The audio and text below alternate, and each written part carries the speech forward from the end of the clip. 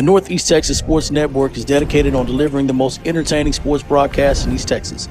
And if you're interested in having your next sporting event streamed live, visit us online at netsn.live. All right, welcome back in. We are trying to figure out my microphone here. Let's see if we can do that. What's going on there, Chet? All right. Hold on, we got all right, there we go. A little bit better. All right, it's preseason for everybody, right? But we're back here at Harrington Stadium, Young Field, here on the campus of the Brook Hill School, and it is the 2026 football season. It is the first scrimmage, the only scrimmage for the Guard. Jeremy Hubbard, Chad Grubbs back with you here for another exciting season of Brook Hill football. Chad, it feels like I say it feels like we were just here. It does kind of. Once we kind of got back in here and got going, and we kind of felt like we were back at home a little bit. Yeah, it took us a few minutes to figure everything out again. New box of equipment, but once we started plugging things in, it just felt like riding a bicycle, right? But hey, it is football season in Texas. It's time to get rolling again. Yeah, and tonight I'm trying to figure out. I'm sorry, Chad. Do I sound normal to you right yeah. now? I'm just trying to. I don't know, in my ear it sounds a little different. Anyway, another year, and of course, Brook Hill football is something special to both of us. We both coached here and been a part of this, and we know that there's some challenges here, and this season's no different, and we'll talk about some of those as we go through tonight. We don't – obviously, in a scrimmage, it won't be the same as regular games. We'll have some time to talk about some of the changes. Number one, that TAP's put on football this year in Division II. In the playoffs and in the scheduling format. And then, of course, with some new bodies, some new guys on this team and kind of how that goes together. Brook Hill very fortunate that a lot of the big pieces are back. And even you get one back in Gio Rico that we'll talk about later on as well, coming back from injury. Yep. So just a lot of different things here for this Brook Hill team that are exciting about the year. Chad, I know that a lot of coaching staff changes and different pieces, and I don't know, Chad, when you look at this season and this team, what are some of your thoughts initially about what to expect? Well, it's going to be good to see that, our starting offensive line, almost everybody's back. Defensive line's almost back. I mean, we're in the key spots that we need that take the most time to gel, they're back. So that's going to help a ton. And then now you've got, of course, we just said Gio's coming back. How are they going to use him to, start the season? Yeah. And Body's back. He got banged up there at the end of the year or mid through the year with the leg injury. So having him, those two, I think there were two key spots that we're going to see. And we've had a couple of new guys. And I'm very excited to see a couple of them perform tonight for sure. It's going to be fun. So let's talk about this first. Let's talk about the fact that tonight's scrimmage is unique. I don't know ever that these two teams have met on the football field. I can say with great certainty they haven't met on the football field. As Bullard and Brook Hill are together, and listen, I know people watching tonight, a lot of you maybe are probably Brook Hill fans. There's probably some Bullard fans watching too. There's a lot of dynamics as to why it's maybe not the best move to play this game. And it has nothing to do with historically in rivalry games, it's like, oh, there's bad blood. I don't think there's bad blood. It's not a good fit for some other reasons that we can get into later. However, it is exciting. And there's been a big group of people, myself included, who've always said, and I will say this now for the first time, this game should be the Warrior Bowl every single year. Oh, that would be so awesome. Battle of 2493. Yeah. At Warrior Bowl, that would be. If you had, and I was talking to Coach Collins about this the other day, right? If you were to have this game in the Warrior Bowl and you split it, who's home field every year, you split the gate, you'd have a huge crowd here, man. Like, could you imagine how many people would be in this stadium for a Bullard Brook Hill Week 1 regular season game? It would be awesome. It would be crazy. And so, either way, we're going to get to see it tonight. So, but Bullard, and we'll talk about them tonight as well. We don't want to just completely leave them out, but they play in arguably – I don't even say arguably. They play in undoubtedly the toughest district, especially in 4A, but I would argue in the entire state in any classification. I can't think of any district, Chad, that is tougher than what the Panthers playing in 4A Division I. Yeah, I mean, you've got Lindale, Kilgore, Pine Tree, Chapel Hill, Henderson, Palestine, Jacksonville, and Bullard. I mean, it's a gauntlet, you know. The one they're missing is in a lower division, right? 2, you know, if you count Carthage and MPG. Yeah, and you know what's funny is when you look at it, and we'll talk about both these teams, I know more, but I look at Dave Campbell and how they had this district pick to finish. Yeah. First off, it's wrong. Okay? First off, it's wrong. There's no chance Jacksonville finishes anywhere but 8th. That's just my opinion, right? I know the new coach down there, it's just a bad thing. But Bullard and Jacksonville, first off, there's going to be a lot of people there. Second of all, Bullard's going to win the game. I hope so. That's just my opinion. I live there, and I hate to be that way. I'm just saying, like, it's not ideal right now what they're doing. All right, so we're getting ready to start here pretty soon, so I kind of want to tell you how this is going to work for you guys at home. And first off, there's a bunch of you already watching. A lot of you, one of the coolest things for us, and Chad and I have talked about this, you'll hear it all year long, is the chance to be on the air on YouTube in so many other countries. There are those of you watching from all over the world right now. We know that. If you're on YouTube watching us, which you have to be, I guess. That's a dumb thing to say. Chat with us in the chat. Let us know where you're watching from, who you're watching. We want to shout out your son and where they're from. We want to recognize all those things. So let us know where you're at in the chat. My daughter watching from Norman, Oklahoma is already in the chat, so she's bored. Boomer. We got to talk to her, Chad. It's 6 o'clock on a Friday, and she's watching you and I call a Brook Hill Bullard scrimmage. That's kind of sad. Man. But anyway, let us know where you're watching from. We want to talk to you. So the JV portion of scrimmage is going to be first. So, right, usually younger guys, some guys trying to do some new things, whatever. That thing is going on now. And so the JV scrimmage is going to go like this. Bullard's going to go, or Brook Hill's going to be on offense first. Okay, it's going to be 10 plays, 8, 8, 10, 10, 8, 8. So a lot of JV. Now, let's also say this.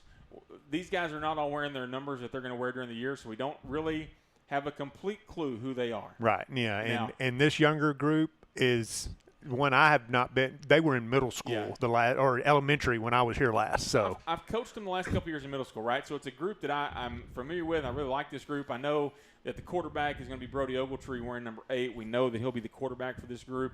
Other than that, we're going to have to figure it out. I kind of see some guys, right? I can tell by the way they walk from coaching from middle school who they are.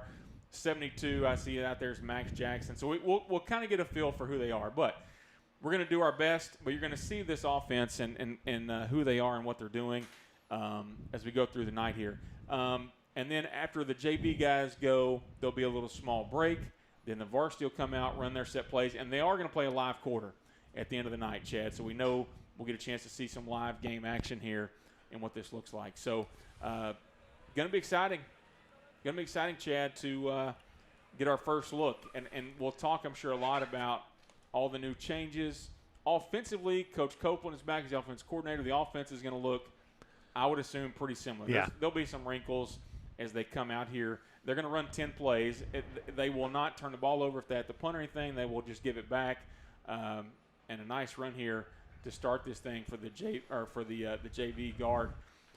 The defense is going to look different, right? Yeah. Coach Collins, defense coordinator here at Brook Hill for a long time, other than a couple-year stretch a few years back. But Coach Chris Jordan is taking over as defense coordinator, right?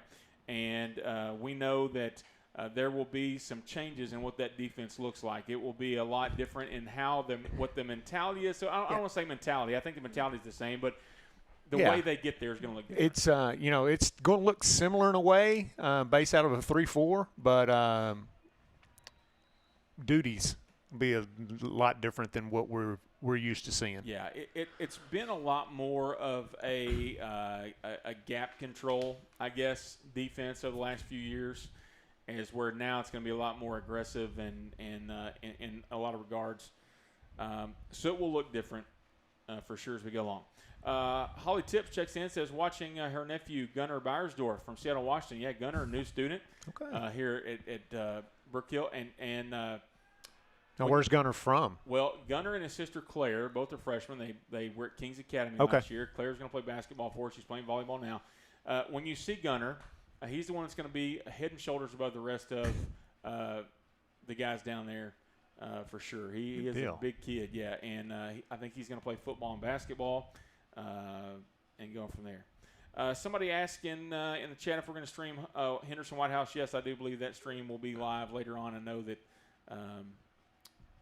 that that game will be up later as well. So, Brook, moving to football here until first, second down, not a lot here, but that's I think that's Mize playing running back.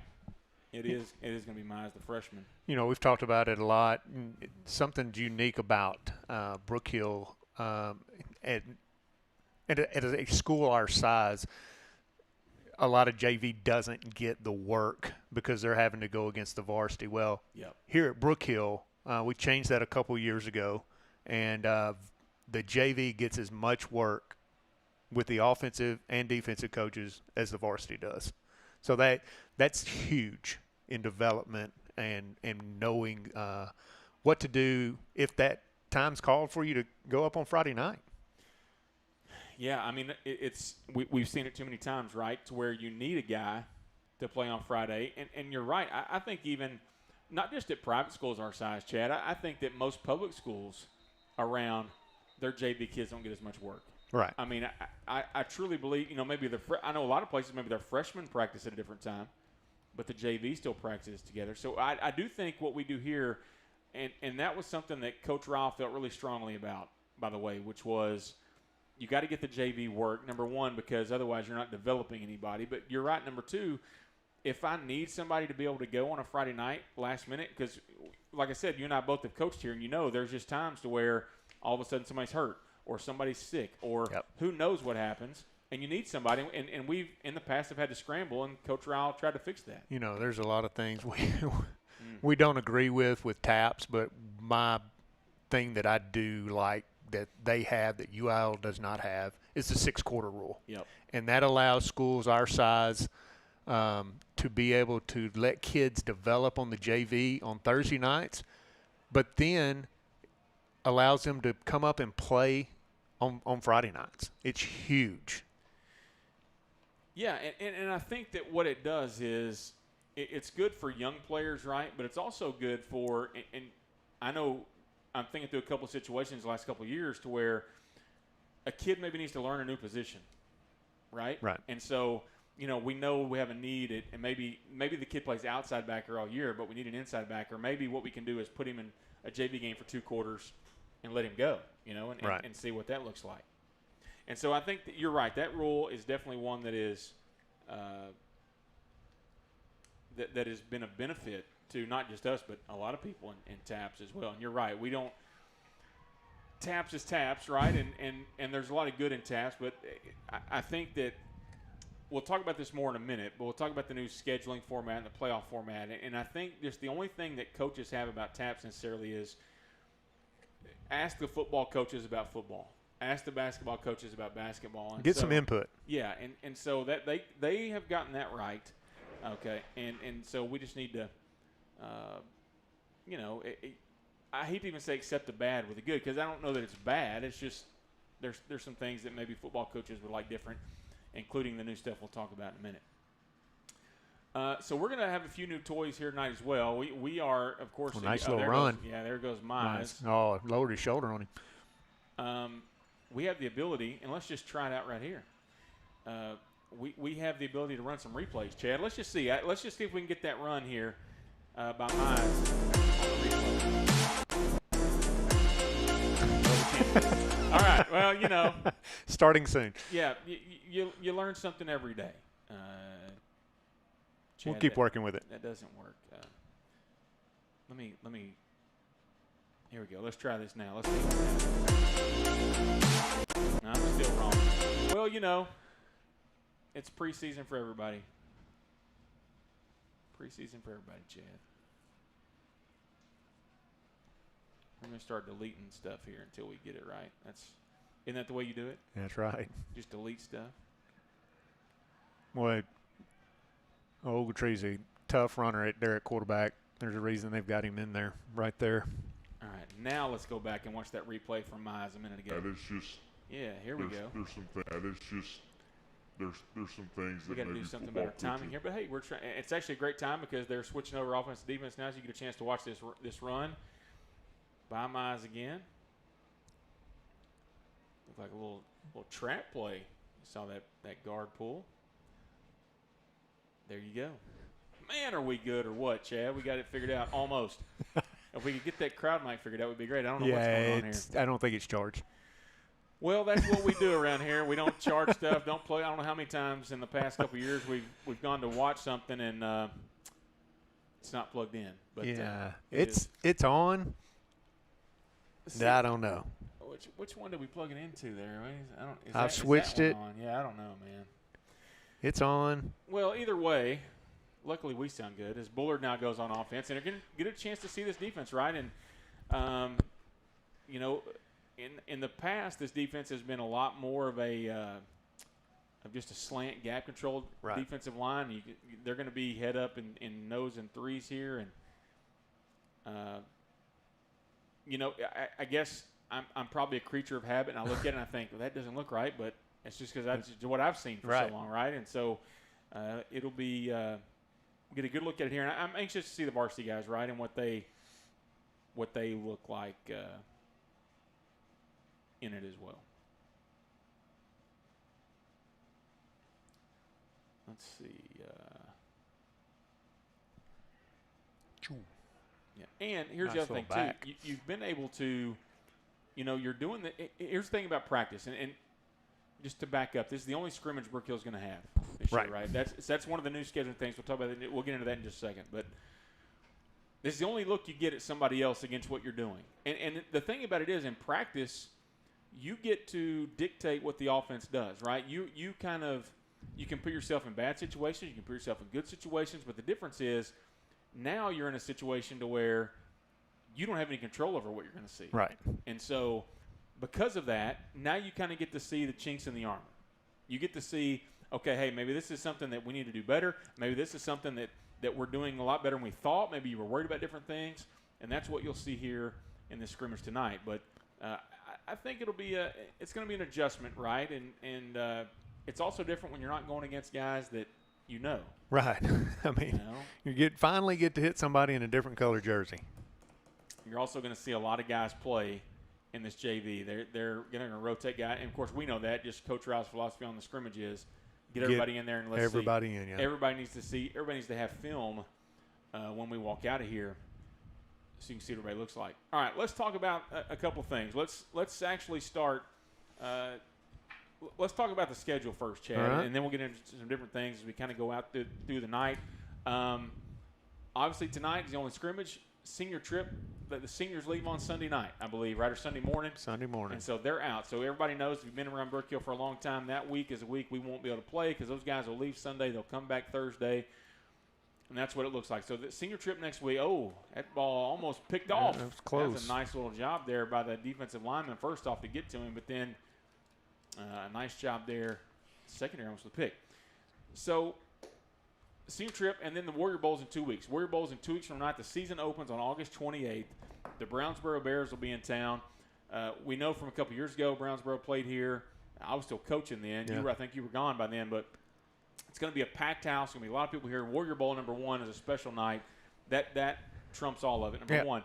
But there'll be a ton of people here, and it's a big game. Brownsboro with a new coach. Yep, new coach. When you have a team that comes in with a new coach, Chad, it changes their mentality. The excitement's going to be different for them.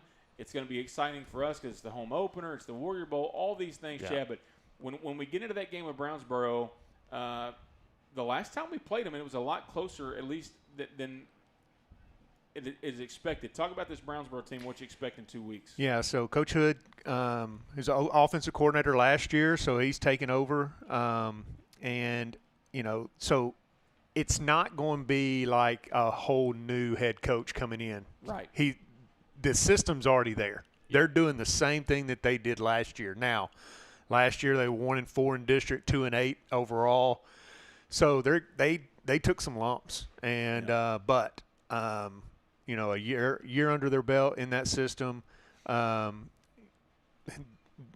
Campbell says their strength's going to be their offensive front with veterans, and they're always going to have athletes. Yep. They're always going to have athletes at Brownsboro. It's if they can stay disciplined enough and do what they're coached to do. Well, there's that aspect of it. And listen, there's two thoughts. There's two schools of thought here, and I am firmly in one of them, and I'll tell you which one after I tell you the two. One is, hey, we were bad last year, but we got a lot of guys back, and that's got to be a good thing. And then some people say we were bad last year, and we didn't get anybody back. I'm usually in the camp of we were bad last year, we got a lot of guys back, we're probably going to be bad again. That's normally where I sit on that, right? But I think when you look at a team that they say the strength of it is the trenches, the offensive line, to me, that's the category where you say, okay, they're probably going to be better because once you learn how to play – listen, offensive line is not just being big and getting in the way. It's the hardest to play. It's working together. It's knowing all the schemes. And you have – there's a pick. There you go. They're going to take that one back to that. Well, they're going to kill it, but that would have been a touchdown the other way for Brook Hill for sure. I think when that unit up front learns it, and the coaching staff is, like you mentioned, is not new. It's a staff that returns some continuity on the offensive side, so they don't have to worry. They don't have to learn new schemes. They don't have to learn new anything. Right. They just get to continue to play together a year. And you mentioned the athletes. They are going to have athletes. They just always do. Okay, now don't look at that 2-8 record from last year and expect the same kind of team. Yeah, when you have that offensive line or the defensive line back, and I said it earlier with our group, when you have it and they don't have to mesh and learn each other before week one, it just makes your offense – offensively, it makes your offense just look so much smoother. Yeah, I agree. So the Warrior Bowl 2 weeks out against Brownsboro will be a lot of fun. It's a 7 o'clock kickoff here at Harrington Stadium. All the festivities of Warrior Bowl. Listen, we could talk about that all night. Make sure you're here in time. If you're watching in person, make sure you're in the stadium by about 6:15ish to get a piece of that live to watch that. If you're watching on the stream, we will have that all for you on the stream to honor all the veterans. I've been told I'm in charge of Warrior Bowl now. And I was told by a veterans group this week that they want to have enough that we have from end zone to end zone of veterans. They're That's working awesome. on that. So if we get that, we may have to start it at like 5:30. I don't know, but we'll get it all in. But make sure you are tuning in for that because I think Chad would agree with me on this. It is probably one of the most special things. Yeah, I mean we have really two special nights. Yeah, it's that, and then the Parade of Nation. You know. For our boarding kids, and two special nights here at Brook Hill for sure. Okay, so that's the Warrior Bowl, and then on September 4th, the first road game of the year, you and I will get to get in the car and not travel too far. Well, I'll be already down there working. Oh, well, so I'll get in the car you and Cal travel. can. I'll get in the car and travel down there far, but travel down, take on St. Augustine. That's a good football team. Torrey Barnes and his group, 10-4 regional finalists last year, and you talk about having athletes, buddy. Yes, sir. They get ready. They've got the running back. I saw a clip of him today. He's going to be a hoss. That Bluford. Yeah. Kid. Well. Yeah. And I'm sitting here, looking at the speeds on their 40s: 4.5, 4.6, 4.6, 4.5, 4.5. And so what you get when you play a team like St. Augustine is. And I think most coaches are this way. I'm this way in basketball a little bit, not to get on that, but I always look for certain styles of teams that I want to play. Okay, right. I want to go play teams that challenge me physically. I want to go play teams that challenge me athletically. Teams are going to challenge me as a coach, and I think St. Augustine is one of those. You go get the athletic challenge. Oh yeah, I mean, and Brook Hill's they've played St. Augustine before. One of the muddiest games I've ever heard about, I believe, was at St. Augustine, and they went. No, that was Huntington. That Huntington. Okay. Yeah, that was a night. And with all due respect to Huntington, they ain't got St. Augustine athletes, right? No. But, St. Augustine, they're all, and Torrey Barnes has been there for a long time. He has been a coach there at St. Augustine for a long time. So they are familiar with him. They're familiar with what they want to do. It's going to be a good challenge, a road test for us. And it doesn't get much easier the next week. Bro. Because the next week, more running Rabs. The running Rabs. The Atlanta Rabbits come to town. And those, not last realignment cycle, but the one before that, we played those. And they were two really, really good games between Brook Hill and Atlanta. And I would expect the same thing again. With Tyler Morton and what he's done in Atlanta, he's kind of gotten it back. Not back to what it was in the late 90s, early 2000s. Yeah. But he's getting it close. I mean, Atlanta. Those were they were my rivals in high school, and I know a lot about them. Schonberg back in the day, and they had the teams. It was the Running Rabs. They called them the Running Rabs for a reason in football and basketball. And they've got some D1. I think at least 4 that are already catching D1 offers, and they are legit. And here's what's funny is they're picked to finish 3rd in their district. How about that? Man. And I'll be honest, I know on NETSN a lot of people are maybe watching from around East Texas, maybe not just Brook Hill fans or Bullard fans, but if you're a fan of the Rabbits and you've met Coach Morton, he's one of the guys I love the most. I really enjoyed getting to visit with him during those 2-year stretches that we played. Just a guy that is old school football, but new school cares about kids, if that makes sense, right? Like he is promoting those kids, but he holds them accountable. Offensively, they're looking for an answer in the backfield. They've got a young quarterback. The running back situation is not great, but they've got some other good skill guys. It'll be a fun challenge for us. I think that, those first 3 games, are really going to be a challenge, and that's a good thing. And we'll talk about why later, but it's a good thing that we're going to face that challenge. And it may not, You can't get caught up in results in the first 3 weeks. Now, listen, we may go 3-0 in the first 3 weeks. Who knows what's going to happen? But also, we've not even mentioned this tonight. It takes Brook Hill a little bit for sure to start gelling. And with only 1 scrimmage, week 1 could look sloppy. But I don't think it's going to be that way because we have so many returning starters back. But with our boarding program, we get so many new kids each year.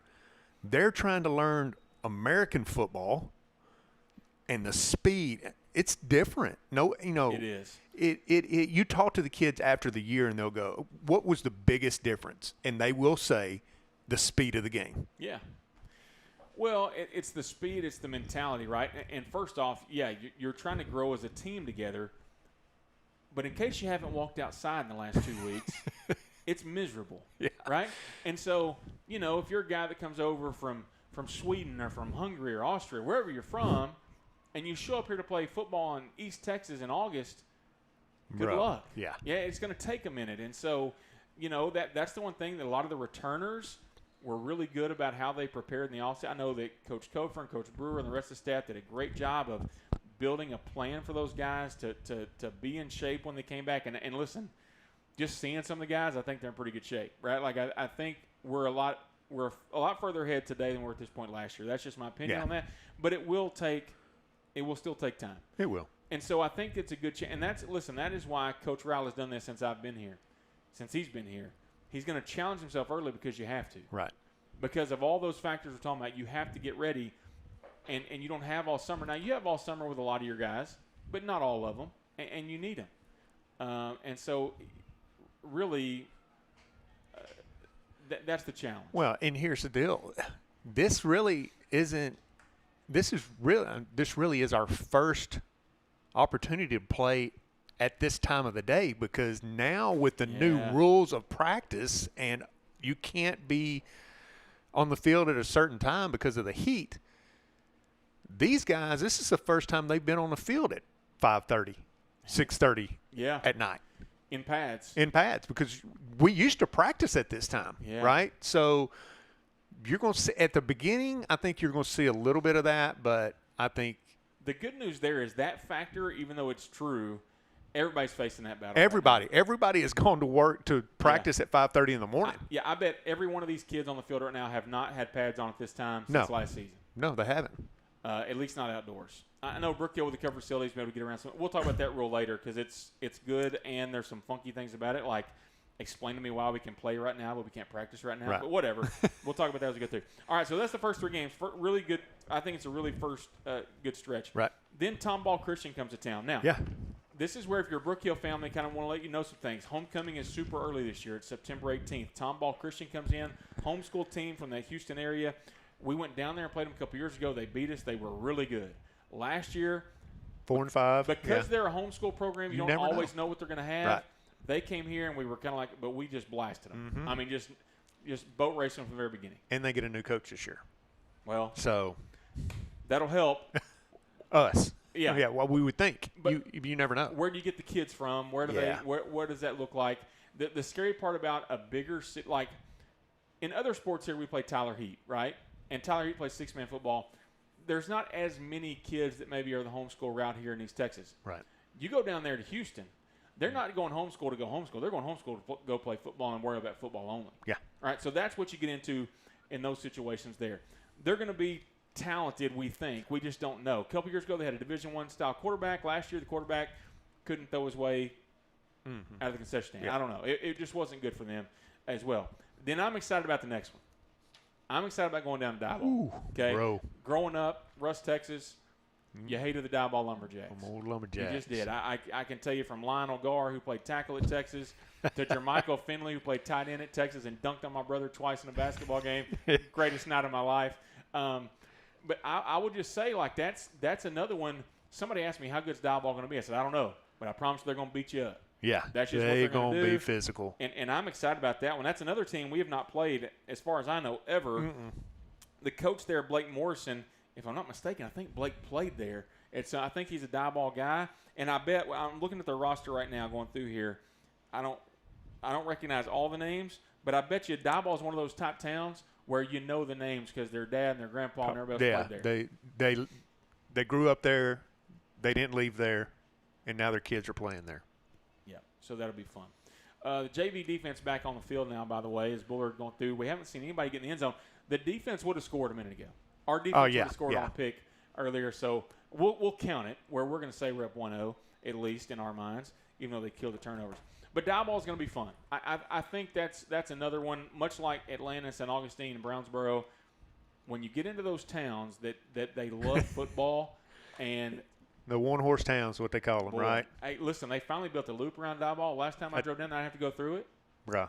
I'm glad. Well, but that speed trap, they'll still get you out there on the loop. Yeah, they will. But, however, I was like, I have to stop at all these stop signs here. Right. I remember I don't know how many times I was a kid. I remember riding a car or on a bus or whatever and stop at that daggum light by the Berkshires and thinking, man, I'm so far away from home. But anyway, that's neither here or there.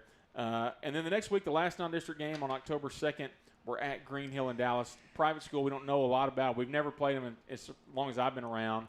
It's been a long time. But once again, a bigger school.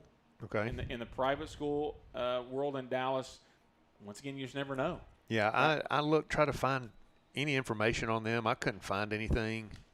So be interested to see, go into Dallas and see what they've got over there. So then we get into the district portion of the schedule, okay, and that starts on October 9th. It'll be senior night. First district game is senior night. And it's McKinney Christian. They'll come into town. We haven't played those guys in a couple years. The last time we played them at McKinney.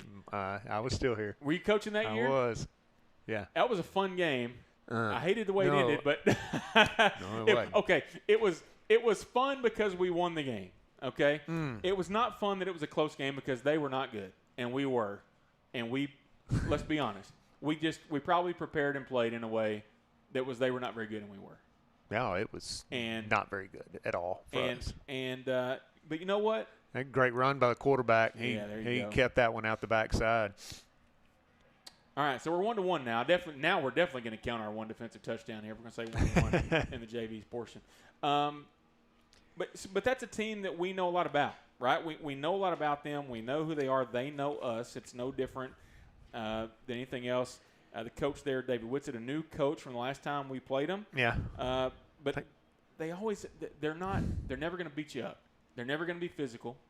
They're fast. They're usually going to have a couple of guys on the outside that can get down can stretch the field. Usually have a quarterback that can get it to them, and then they're going to have one that can dot it and run it. And I'm trying to think of the best way to say this. If you think that Mike Leach threw the football a lot, not compared to McKinney Christian.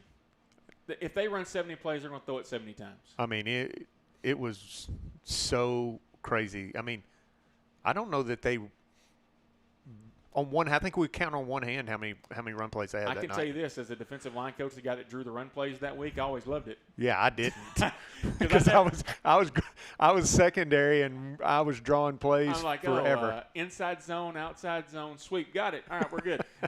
Yeah, they got it, but they like to throw it around a lot, right? Yeah. And that'll be fun about playing McKinney. That's the first home game. Well, and they're back in TAPS this year because last year were they not independent? Well, they were in TAPS, right? But they dropped down independent to play. I mean, that's we could talk about bad things about TAPS. That's to me the worst. Is you let a team say, "Oh, we're not going to be very good. We can't compete. Let's get out." But whatever. That's probably in my mind. Hardest. That's the easiest win on the schedule because I'm just going to tell you I think Dunn's better. Do you? I think Dunn will be better. We don't know a lot of. They didn't turn anything into Dave Campbell. But that Big 21, he can rumble it. But if you remember last year when you and I, the last regular season game of the year, at Dunn, where we were in the stands and cold, by the way. If you remember, they had a new coach. Yep. That had come in and you could tell he was coaching them the right way. Yep. And they were super young. Oh. Freshman quarterback, freshman running back, freshman receiver. Listen, they're not. I don't think they're a playoff team. Well, no, they're not a playoff team. But they're going to be better than McKinney. That's my opinion from what I think about it right now, and I could be proven wrong at any point. But I think to me, the McKinney Christian game is the one where you're like, okay, you have to win that one because you're supposed to. And the next week, but the McKinney game's in a scary spot because the very next Friday we head back over the southeast side of the loop to the dark place. It's kind of like Mufasa told Simba. That's over there where the light doesn't touch. You can't ever go there. Right. As we go over to Grace, yeah, and to what is it, Perkins Stadium or whatever they call it, who cares? But we go over to Grace, and that's a game. Once again, I will say, should be the favorite in that game. Should expect to win that game, but man, it does not ever matter. No, and then I mean, you think about it. Etheridge didn't even get to play against us last year. Correct? He was hurt in our game. Yes, he got knocked out the week before. He was a freshman, and so he's got did he make it back for the season? Did he come back late in the year, or was he out the whole year? I think he didn't play. So, I mean, there's going to be some inexperience there, but he's going to have 4 or 5 weeks in front of him, So that's it's a scary game because you can throw everything out the window when Grace and Brook Hill meet. Sometimes. The clock's still running from that game last year, though, by the way, in case you're wondering.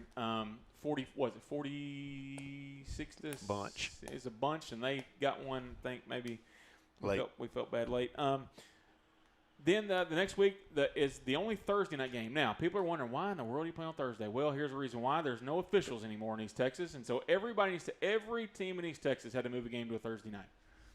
It just so happened that was the last one for us. And so we moved senior night off that night. It's a Thursday night game against Grace Prep, who is, to me, always scary to play because I feel like we're always in close games with them, and we shouldn't be. They got a good running back. Noah Bonjour is a stud running back. Yep. Coach Pegues has been there now, I think, for a couple of years. Now, let me back up. He's new to them. He's not new to the private school world. He's come over there. And he says this. Here's what I like about what he says. This is his quote here. He's treating his arrival as a start of a new era. There are no starters or no returners. It's a clean slate at Grace Prep. You got to earn it. And I'm just going to tell you, when you tell high school kids, especially young men, it's a fresh start, go earn it, they're going to play a little more. Yep. But you got Bonjour. He can go. He can go. Go. I would say he's earned it. Mimi Fleet checking in, watching Thomas Henry Williams. Now, we didn't bring this up. The one thing about Grace that's changed now is new head coach Tyler Fleet. Yeah. And Coach. Listen, he can go. He knows what he's doing. He knows it. Listen, it's hard for us to admit that, right? But no. I think for where their program is and maybe some of the younger and experienced guys they have, Tyler's a great guy. We give Grace a hard time a lot. It's what we do. It's Brook Hill. It's Brook Hill. Yeah. They do the same thing for us. Yeah, So but you tip your hat too. They've got They've had some really good teams over there. I will say what's funny about it is that there you go, another touchdown for. Well, yep. I will say this about the Brook flag on the play. I will say this about the Brook Hill Grace thing. Okay, make no doubt about it. I never want to lose to them in anything. Right. However, I think that it's one of those rivalries that when it's going on, it can get very intense. For the most part, when it's over, especially I know from the coach side, like I know a lot of those. I say a lot. I know a few of those guys over there. That if I were to see them out, we talk, right? But in the middle of the contest, we ain't trying to. Right. We ain't trying to talk. Yeah. And if we do, it's probably not always nice. So Grace Prep on Thursday night at home to wrap up the home schedule, and then we travel to Bishop Dunn again the last night of the regular season on October 30th. And you're saying, well, that seems early. It is early, and we'll talk about why in a minute. But going to Bishop Dunn again, they're going to be better. Now, yep. I still think that they're not as good as the top teams in the district, right? But can they challenge a Grace Prep for a playoff spot? We'll see. I believe us and Grace are the two best teams. I agree. I think that us and Grace are going to the playoffs for sure. And then it's what happens next. Right. Is it Grace Prep? Is it Dunn? Is it McKinney? I think it could legitimately be a good battle between those three teams for that final spot. But that's October 30th, the night before Halloween. Crazy things. I mean, you just never know. A full moon. Yeah. Well, I tell you one thing. We're going to be more prepared for the cold when we go back there this year. Because we already know we're going to be in the stands. We know we're going to be in the stands again. We're going to bring a heater. We're going to do something to make sure we're taken care of. So that'll be fun. So that's the regular season. Now, as Bullard, man, this quarterback. He is good. This JV guy can fly. Look at him go, Chad. Yeah, I know. Yeah, that's tough. So TAPS made some changes to the schedule, and I don't know if we know why, but they made them. I don't know if they've explained why. So they haven't explained. They have, and what their explanation is we want to protect other sports, and okay, I guess I don't know, like whatever. And you're one of the other sports. Yeah, but it's. I do know that in the old format, if you were in the state championship game in football, you were playing the first weekend in December. And at a TAPS, UIL, they do the same. Actually, it's later. It's like almost way before later. Christmas. But most of the time, those schools, except for the small schools, have enough kids you can maneuver through that. And play a decent and non-district. Here, like Coach Agnew and the boys basketball team, if he didn't get his guys until first week in December, like he's going to play a few non-district games and start district. Right. And so maybe that's the only reason. Maybe there's more. I don't know why. But they did change the schedule. Technically, week 0 for TAPS is next Friday. Mm-hmm. Normally, you would play a second scrimmage. TAPS says, no, you're going to play one scrimmage, which is this weekend, last night or tonight or tomorrow. Week 0 starts next week if you choose to play week 0. Obviously, we're not because our senior trip, we got guys going everywhere. So that means, and if you heard the schedule, we play 10 weeks in a row, okay? Which people are saying, like, that's the dangerous part, playing 10 weeks with no break. But, like, okay, come on. Like, to me, the 10 weeks in a row is not as big of a deal. Like, I think you can manage that for sure as Brook Hill's back on offense here. I think that 10 weeks in a row is not as big of a deal, right. Honestly. I think what the issue is what happens next, where they've changed the playoff format completely. In the past, the playoffs started the second week in November. Now the playoffs will end the third week in November. So before Thanksgiving. The playoffs will only be 3 weeks long. It'll be the first 3 weekends in November. If you're in the state championship game, it'll be the weekend before Thanksgiving, right? So November 7th will be the first playoff game, but they've changed it. So you may not even play that game. So I was listening to some other coaches, some good coaches. That sounded bad. That's not what I meant, good coaches. Some coaches at some schools of teams like Fort Worth All Saints, I'm trying to think, Argyle Liberty, some of those places. Yeah. To where now you may only have to play 2 playoff games to win the whole thing. So what they're saying is in the past we were playing 13, maybe 14 games. Now it's 12 max. If you get a bye in the first round of the playoffs, one of those 2 teams you get a bye, you're going to have to play – you would only play 12 games to win the whole thing. Wow. And you're going to do it by Thanksgiving, right? So that I think that's the part that coaches are unhappy about much more than the 10 games in 10 weeks. Because you have the opportunity to have a bye week if you can play next week. And there's a lot of TAP schools that are playing next week. So some teams are going to do that. But the change to the playoff format is this. They're going to split big school, small school. And we did some math up here before this, so just kind of we can't really put it on the screen, but we'll talk about this. So here's how they're going to do it. When the three teams – when there's 4 districts in Division II where we're at. 3 teams from each district are going to make the playoffs. Okay? Once you have your 3 teams who make the playoffs, the highest enrollment in each of those 3 teams will go to the big school. Okay? Now, for Brook Hill, if we're in the playoffs, we will be big school. Mm-hmm. We are the biggest school in the district at 325. So if we're in the playoffs, we're going to Division I. Okay? So the 4 biggest schools are in. And then they take the 2 next biggest qualifiers, right? So in my mind, just from what I'm thinking here mathematically, the next 2 teams in are going to be out of District 1, which would probably out of District 1, some combination of All Saints, Midland, Southwest Christian are going to be the 3 that get in, or Faith. Either way, all 3 of those are bigger than us. So those 3 are going to be in, and then our district champion, or us if we're in, doesn't matter district champion or not, we're in. And then probably Regents and Fort Bend Christian. And I'm just going to tell you. That's tough. That's like playing in the SEC. Okay? It's tough. It's a tough road. And so the top 2 seeds will get buys. The 3 will play 6, 4 will play 5. Then the 2 winners will play 1 and 2 the next week. And then that's the semifinals. Wow. And then you play the finals. And so that's the format there. And then the other 6 all go to the small school division, and they're going to seed it based on how you finish in the district, right? So, here's what I'm curious to know is if all 4 teams are the district champions, how does that work? How do you do that? I guess there's all kind of factors there that could be involved. But that's the playoff format completely changed for TAPS, and so that's just something to think about as we go through. We'll kind of be in the UIL mode a little bit of not for football because they split it before the season starts, but kind of like basketball where you're kind of watching who's going to be in and who's going to be out because let's just take District 3, for example, where Brownsville, St. Joseph that's a bad example. All right, let's look at District 1 and 4. Let's say that Faith is the 3rd team. Their enrollment's 341. But Second Baptist is on the verge of getting the playoffs in District 4. They would be bigger. So it's now like, okay, does Faith or Southwest make it in? And that would determine what Second Baptist would do, right? So all those things come into play as we go along, as the playoffs start. And like I said, a lot of unhappy people about it. I think it will be fine, but football coaches don't always feel the same way about that stuff, right? Yeah, it's good for us. It's good for us.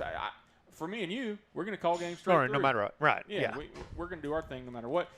The road to the playoffs is tough. The road in the playoffs. In the playoffs is tough. The road in the playoffs is really tough. But you know what? We've been there, right? Like the last 2 years, we played All Saints and Midland. Like it hasn't been easy. And so it doesn't change anything. And here's the great thing.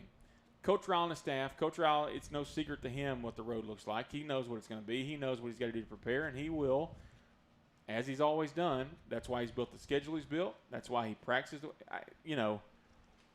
You work for Scott. I work for Scott. We're both friends with Scott. And the one thing we know about him is this. Everything with this program is intentional with the end goal in mind. Yep. He's not one of those guys that says, oh, let's do this today in practice. He says, okay, here's what we need to do, and here's how we're going to do it today in practice. Right. Right? So we know that the way he prepares them is the way that he feels like is the best way for them to be successful in the playoffs. And look, it's kind of like college basketball tournament or anything else. Heck, we saw it in the college football playoff last year. The number 10 team ends up in the finals. You just have to get in, and you don't ever have to be the best team to win. Right. You got to be the hottest. Get in. You got to get in. You got to be the hottest team to win when you get there. So that's kind of what it looks like there. So we have really word vomited a lot in this first stretch here, this scrimmage, and as we mentioned, it's because we don't have rosters. You're getting to watch, and hopefully you know what number your young man is. We know we could probably find a couple of guys out and try to pick out who they are, but not enough of them, especially the JV group. The varsity group we could probably figure out a little bit better just from what we know. and we can talk about some of those guys as we get closer to the varsity scrimmage. We know that I think this is the third set of plays, if I'm not mistaken. I'm trying to watch here.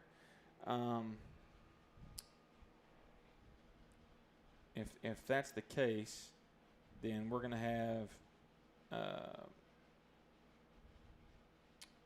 just one more set, because every team's getting 4 sets of offense, 4 sets of defense. So I think what they on the schedule, what it said was the varsity would start their warm up at 7 or as soon as the JV finished. Yeah. So we know we're getting close. All right. First week of school here for Brook Hill. A lot of new on the campus and a lot of other ways too. But one of the things that at some point, I'm sure that well, first off, your son Cal on the camera for us tonight. Yeah, I'm sitting here watching him a little bit. See, a little critique. Yeah, well, hey, at least he's out there doing it. I'm glad. I haven't noticed anything wrong, so that's we've been talking a lot, but we've been watching it too. But he's up there with Rob, and hopefully at some point they'll get a shot of this. We'll talk to him during the break if not. But we got this new thing going up down there in the north end zone. Yeah, that it's little video gonna look board. nice. Yeah, the video board will be up by the Warrior Bowl. I'm going to knock on wood and say it's going to be up by the Warrior Bowl. It was supposed to be up tonight. It is not. But we will that is no fault of our own. That's a lot of other factors involved. Hey, and when you deal with construction like I do every day, you never know what's going to happen. Yeah, there's a lot of factors involved when it comes to construction. Is Ogletree with a nice little run there. Attaboy, Brody. I tell you, just from coaching him in middle school the last couple of years, when you have a weapon like that can run at the quarterback spot and he can sling a little bit, it makes your offense pretty good. Brody's just a natural athlete, and he has been since he was little. Looks like they're going to switch it up now, and this should be, unless I'm just wrong, this should be the last set of offense for the JV. There could be one more. My math, I never taught math, Chad, and you wouldn't want me to if they let me. And just looking at, Bullard compared to Brook Hill, we're a mile away from each other, right? But they've got the numbers. I mean, they've got a great-looking little JV, maybe freshman JV squad over there together. Their numbers are out for them. And, Bullard's had some hard times. They've come on some hard times in football. But they've got a good athletic program over there. Basketball, baseball, softball, won it all this year. I mean, great school. Great town we live in to be able to support 2 schools. And, I wish we could see this as a regular season game. It would be fun. Yeah. And I'll be honest with you, there's a lot of people here tonight already. Yeah. And I mean, my guess is by the time the varsity gets going, their side's going to be full. There's people already standing up along the edges and all those kind of things. It'd be fun to know next year if we go back over there and do it again what that looks like, Their stand's obviously a lot bigger, but at least the visitor side. Yeah. But no, I mean, you mentioned they have invested in the athletic program. Oh, over there, man. Right? I mean, you look at that new indoor facility they built, which is super nice. It has helped them with the new wet bulb rules we'll talk about in a minute. Yes and no, I hear, because if you don't have AC in there, it's as hot inside as it is. Well, it is, but at least you can practice. That's right. Yeah. Right? I mean, that's the thing. You're not in direct sunlight and that humidity. And the cold combination, right? Yeah. So, with the wet bulb rules, basically if you haven't heard that phrase yet, consider yourself lucky, because I feel like I've heard it 72,000 times over the last month. But basically there's this formula where they use the heat, the humidity, the sun, the wind, all these things together to determine can you be outside practicing or not. And I believe that Coach Ryle told me he started in the end of June, beginning of July, putting it out there every day at like 1:30, and it was never under the number after 1:30. Until 8:30 at night. Yeah. So now here's the funny thing about that rule, Chad. I mentioned this a minute ago. You can't practice if that number's above 92. Not the temperature. If the wet bulb number's above 92, you can't practice. But guess what? Doesn't apply to games. So we haven't practiced at 6 o'clock or 7 o'clock all year long and in the heat. We're going to play it. But here's the thing. It's not going to affect the high school kids as much. Here's what's going to affect. I bet our middle school kids don't get to practice on the football field until October, end of September at least. But guess what? We're going to throw them out there in 3 weeks for a football game at 4:30. That's going to be tough. But that's not a Brook Hill problem. That's an everybody problem, right? I mean, right. That's everybody's fighting that battle. And look, we are 100% on board with protecting our kids. Absolutely. I don't want them out there in that. And as much as the rule maybe needs some tweaking and we don't like it, in some regard, it is there for their safety and it needs to be in place. I would agree with that. Man, if you've been outside doing anything in the last month, you know how miserable it is. Hub, I'm over here looking, and I thought my shoes were falling apart. Are they? No, that ain't funny. That ain't funny. That ain't funny. Yeah, that's another story for the year. I'm sure we'll tell that one at some point. But no, you know, to go back to we're going to chase rabbits all night, I got a feeling. But to go back to the fact that Bullard has made the investment in their athletic program, and listen, and they have to. We mentioned who they play. We mentioned what it looks like for them on a weekly basis. You have to be ready for that. Right. And so they have made the commitment to their kids, because here's the thing. If you don't make the commitment to your kids, if they don't see you make that commitment and you are in a tough district, they just won't show up. Well, that's what I'm saying. Community's going to quit growing, right? So your school has got to invest in what brings people to your area, right? Yeah. We all know here in South Tyler is moving this way. Yep. Bullard's just going to get bigger. Yep.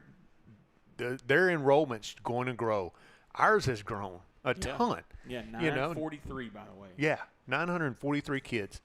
So to get the kids that can make a difference in athletics, if you don't put the investment into your athletic department, those kids they'll move to White House, or they'll move here, or you don't know. So the city of Bullard, I live inside the city limits, and boy, the taxes kill us. But that's And I don't want to say this because I don't want to get into the politics side of this whole thing. But we mentioned early on there's some reasons why Bullard and Brook Hill probably should not, like, if I'm Bullard ISD, I probably don't want to play Brook Hill in football. Here's why. You hit the nail on the head. If you have another option that's that close to you, you take it. Yeah. And so that's, I will say this. I've always been kind of shocked. Have there been kids from Bullard come to Brook Hill? Yeah, there have been some. Not as many as you would think. No, there's not. I think that there's this thought out there that Bullard and Brook Hill have to hate each other because we're going to take all their kids. First off, it just hasn't been the case. Right. I mean, there are some, right? Like Garrett Esposito came over. Brooks Parham came over. Mason Kelly went back. And so it's just like there's so few kids in my mind that done that. Like, I don't think that should be a fear, but that is, to me, if I'm in administration at Bullard, I'm saying, hey, you want to scrimmage them, let's scrimmage them. That's it. That's it. I mean, in other sports, we don't really play. Well, they're playing this year in baseball, correct? Well, yeah. Here's the thing, though. Bullard's baseball program's top notch. Oh, right? Exactly. So, and so there's not that fear there. But just the dynamics of, okay, if we're in the toughest district in the state already, and then why take a chance at losing kids? And then we play the team right next to us.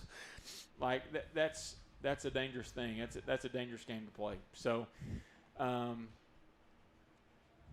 they are trying, and that is, I would love for them to do well. I mean, honestly, I do too. It's kind of like when we talk about us in the playoffs, right? Like the road is very tough. It's tough for them early.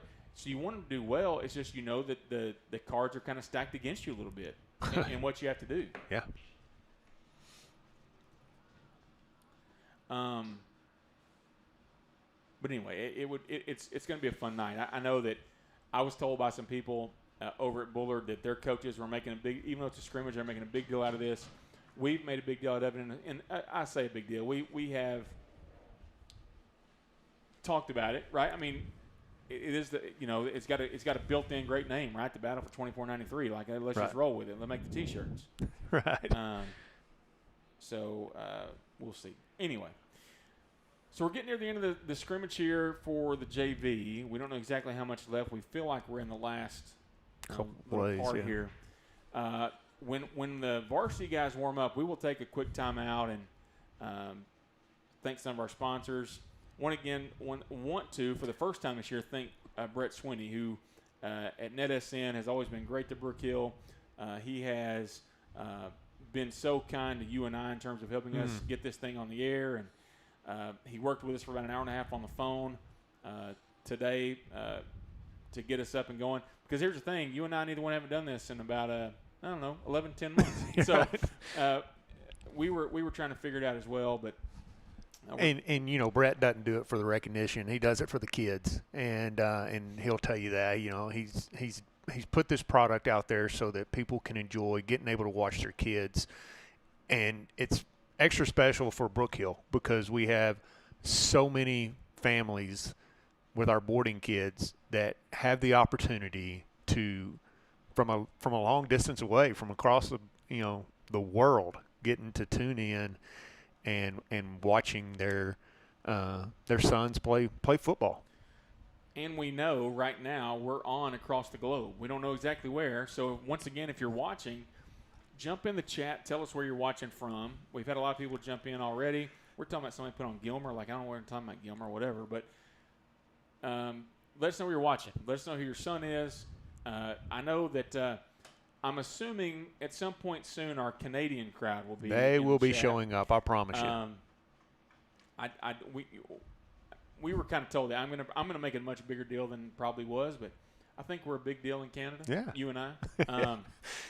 I think we could probably get something for free there. I don't know what, but maybe something. Tim Hortons. Yeah. You're a coffee guy. I'm not a coffee guy, Yeah. right? But you can get some Tim Hortons. I'll take the donut holes from Tim Hortons. I'm going to fly. You're going to drive. Yeah, so. I ain't flying. I ain't flying. So you just let me know when we're going, and I'm all fired up, ready to go see them. So, by the way, it looks like now this will be the last set of 8 plays each on offense and defense. So, yeah, so I'm excited. I love when the Canadians are here with us. It's a lot of fun. If it kind of swayed last year, the year before is our Finnish group. Yeah. And then last year was Canadians, and I feel like this year is going to be Canadians again. But man, we thoroughly enjoy when y'all travel to get to watch your kids play in person and then come up and visit with us. I mean, we're doing this because we love the game of football. We love your kids. We love getting to talk about them, and then to get to meet you as parents and grandparents, that's pretty awesome. Yeah, no, I think one of the coolest things last year, you were out for what game was it? Yeah, you were working, but I don't remember what game it was that you couldn't be at. And made it back, but just didn't make it on air. Yeah, you didn't get to start with us. But what was cool was Sid and PA's family came up to visit with us. Yeah. And that was probably one of my better moments of the year. That and the Grace Don't Stop the Clock. That was one of my favorites. But no, that was special. And I'm with you, Chad. I think that when you do get a chance to come in and watch, let us know you're here. And if you don't get to come all year, we're going to bring you the action the best we can all year long for sure. And it's going to be an exciting year of Brook Hill football. We've talked a lot about the schedule and the teams, and we'll talk about some of these guys here in a little bit as they come out to warm up. You can't see them on the screen right now, but they're down there getting ready to stretch, and they know we're getting close to the time that we're going to get started. And, man, I know we're not going to see everybody full strength tonight. No injuries or anything. They're just going to hold them out some, which no reason. I mean, Coach Copeland told me today, we know what PA does. We don't need to see it, right? I'm ready to see it, but we've got to wait. We need to wait till week 1 for him. We just have to hold all of our Canadian touchdown calls until week 1. Until week 1. Not going to throw any of those out there yet.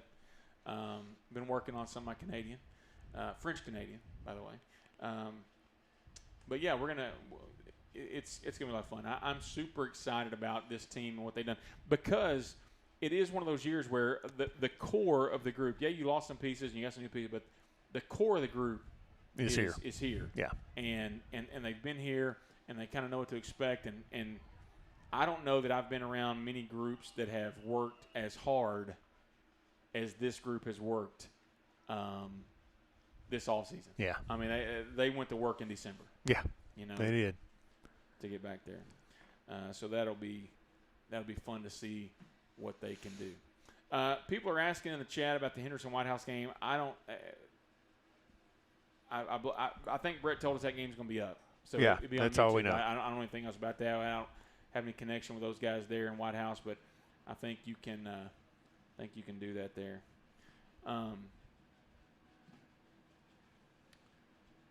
I do know it's just live. What's just they won't have it to go back and watch tonight? I think we're gonna leave ours up. Ours is staying up. White House is not. Oh yeah. Sorry. Yeah. Coaches crack me up sometimes. Yeah, I was told they're going to take down a lot of scrimmages. They'll be up live, and that's it. Actually, I don't even think the White House – you know what? Let me back up, Donovan. I see that they are not broadcasting the White House game tonight. I do – that was the change we talked about. They're not even putting it up live. Okay. That is what it is. So, Donovan, I apologize.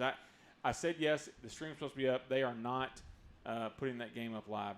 Brett actually just texted me and said that White House did not want the game up live tonight, so that's why. So – now that we've talked about it 3 times and I said it wrong 4 or 5 times, Brett finally texted me instead of telling me early, Brett, that I was wrong. Just let me be Brett all the time. But, no, I'm glad Brett's tuning in. He gets to see what we're doing here. And our crowd's starting to foul a little bit. We've had we got 42 people on right now watching this Wow. game. So I'm sorry you're having to listen to us talk, but – with no rosters and no real live game action, it's a little a lot of filler. It is a lot of filler, but the one thing I figured out is we're going to be able to fill. We'll talk for a long time for sure. Let's see, Brett. This is the fun part. Brett's texting me now. Let's see what he says.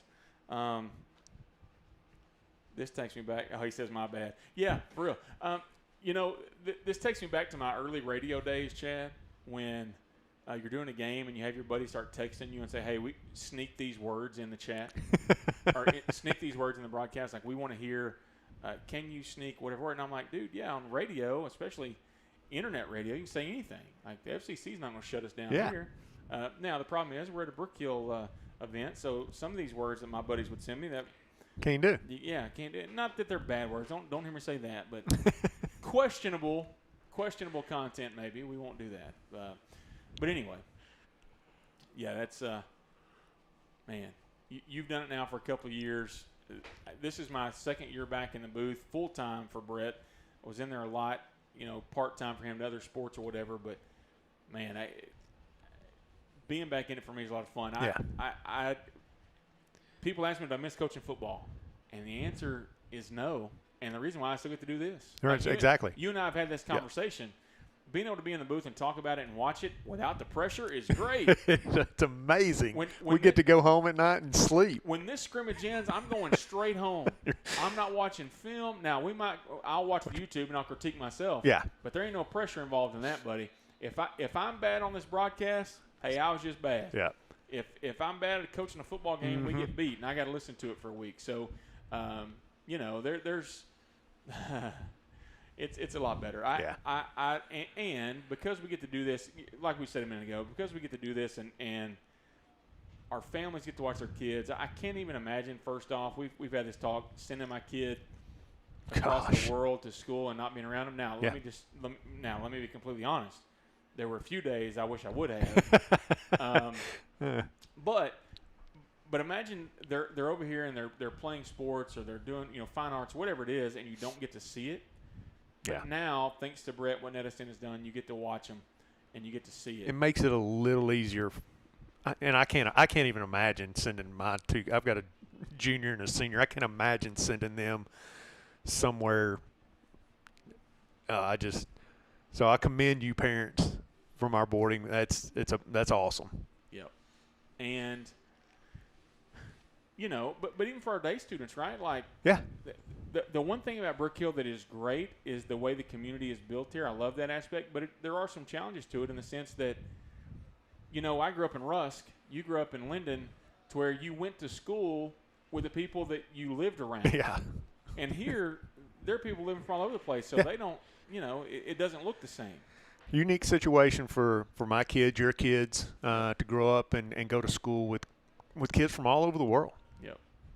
Learn different cultures. I mean, it's awesome. So if you're just tuning in, we're at the last few plays of this, the JV portion of the scrimmage, and then we'll be going back to we'll take a little break as the teams warm up, and then we'll be back. They're going to go through – they're going to run a lot of plays. I'm just going to tell you, it's man, when you only have one scrimmage, you better get them all in, right? Yeah, you have to, right? So let me look at this again. It's going to be 12 plays on offense, and then you're going defense. 10 plays on offense, then defense, then 10, then 8. So four sets of plays on offense and defense, and then they're going to go. They're actually going to do some special team stuff tonight, Chad. They're going to do some special teams, punt, extra point stuff, and then they'll play the one 12-minute quarter. So a lot of football still to come here. We did start a little later than normal. Most scrimmages usually start at 4 or 5 with JV, but they started later, obviously, for the heat. You want to wait as long as you can. And by the time the varsity gets out here, it looks like the majority of the field's going to be in the shade. Yeah. It's going to be close. And Cal and Rob up there on the booth, on top of the press box, we had to get a tent for those guys for the first hour. I think it's probably it's probably been good for a while. But and you got to think, next week or 2 weeks from now, we'll be starting at this time. So this is what it's going to look like when we start. And so it'll be manageable. I don't know what the temperature is. I'm inside, and the AC's been blowing nonstop. 64 since we walked in here. Yeah, I'm hanging meat in here. You're gonna need a jacket, aren't you? No, but you ain't turning it off. But let's just talk about this JV portion. Oh, what a nice play by Ogletree! Almost came up with a pick.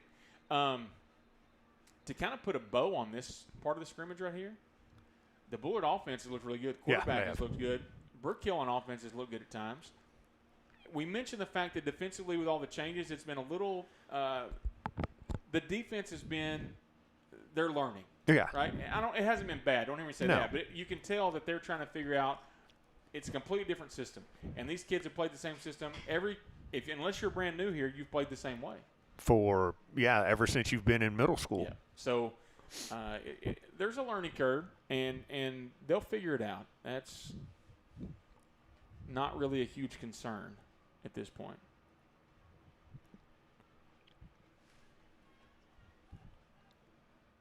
So the varsity teams are both out on the sidelines at least.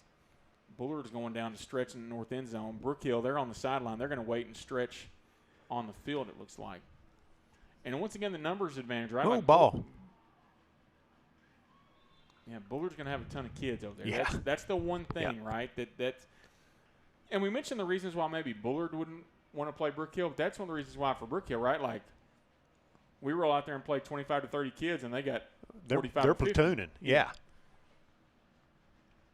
That doesn't always Let's see. Doesn't always work out well. All right, let me look at something.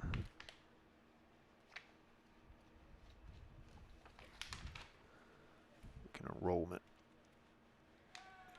For Bullard? Yeah. Yeah, Bullard has 905 in the high school. We have 943 in the whole program. the whole pre-K to 12. Pre-K 12. Yeah. So, huge difference. And in the high school, it's 325. So it's a third. Yeah. Well, and that, like I said, there's a lot of reasons why we would want to play, and a lot of reasons why they don't play, and that all those things go together. It's not just one, for sure. So I think they're moving them back so they can get the first down, but we'll see. They only run 8 plays. They shouldn't have many left.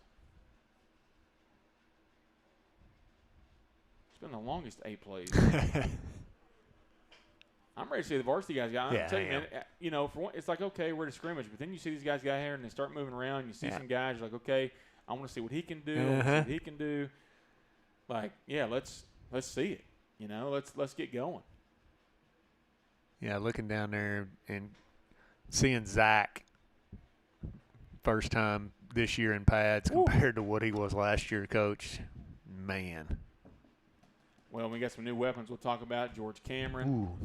Oh, yeah. GC3? Yeah. Yeah. Oh, okay. There we go. I can live with that. Better than that RG3 thing, but we can live with it. I can go GC3 all year. See if he can live up to initials, right? We can't talk about it, but I know there's some tricks up their sleeve. And there goes Bullard. That's a nice little run. They got a good young group here that yeah, can they go. do. And, you know, this is also here's that numbers thing. This is the JV second group, so to speak. We're playing the same kids. We're playing a lot of the same kids. They're running fresh guys out there. All those things matter, right? Yeah. But that doesn't change the fact that they have had a lot of success moving the football. Yeah. On offense. But no, old George, they got some things up their sleeve with George. I've caught wind of. I'm ready to watch him play. And you know, I'm going to tell you, if some of the stuff they're working on comes to fruition, good luck. Well, you know, it comes over from Chapel Hill, and you know, in Dave Campbell's, he's listed as a prospect to watch out for. You know, George Cameron. So at a 4A Division I UIL school of Chapel Hill, who has athletes, right, and George is one they talk about and mention in Dave Campbell. Sounds like we got a pretty good one. Well, and let's be honest, it's obviously the player. Yeah. Just his dad being around here, his dad is great. That's what I've heard. His dad is great. He's teaching lower school PE. But, man, you want to talk about talking with someone that enjoys life and is just a good dude, that's George Jr. Oh, cool. So I would encourage – look forward to meeting him. Yeah, I would encourage people who have been at Brook Hill for a while and root at Brook Hill to meet Coach Cameron and visit with him. He is really legitimately one of the good ones that you know, in coaching – you want good coaches, but you want your good coaches to be good people. And he's good people, and that's one thing here. And it looks like they're done with those 8, and if that's the case, it looks like that's going to be it for the JV portion of the scrimmage. If you just were tuning in for the JV, we appreciate you, and we'll see you next time. But if you're here for the main event, that's going to be happening soon, as these guys are getting ready to stretch now. They're stretching. Let's see if they're going to shake hands. They are. All right, so we're going to take a timeout here. And we'll be back. I think they're going to give them 5-10 minutes to stretch and get loose. We'll take that time with them, and then we'll be back. Appreciate you watching here on NETSN. We'll be right back. Brook Hill is more than a school. I am more than a teacher. We're more than a classroom. This is more than a performance. That is more than a scoreboard. At Brook Hill, you are more than a student. Brook Hill provides a Christ-centered education that more than prepares students for college. It prepares them for life. Brook Hill is a place to grow, a place to belong, a place to thrive. Are you ready for more?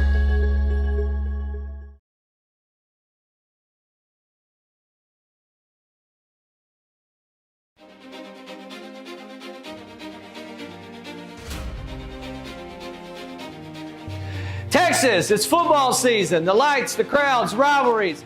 Every Friday night is game day, but here at CDL Training Academy, when it comes to your future, every day is game day. Just like on the football field, success behind the wheel of a commercial motor vehicle takes discipline, that's right, focus, that's right, and safety, that's right. That's why we don't just train drivers, we train champions of the road. That's right. And here's the win and play. We're a TPST certified school. That means when you're ready, you don't have to wait for the state. You can test right here in-house. No delay of games, no flags on the field, just results. That's right. If you're ready to stop sitting on the sidelines and start moving your career forward, the season starts now. Get trained, come on. Get tested, come on. Get on the road with a career that pays like a championship win. That's right. Don't wait till next season. Come on.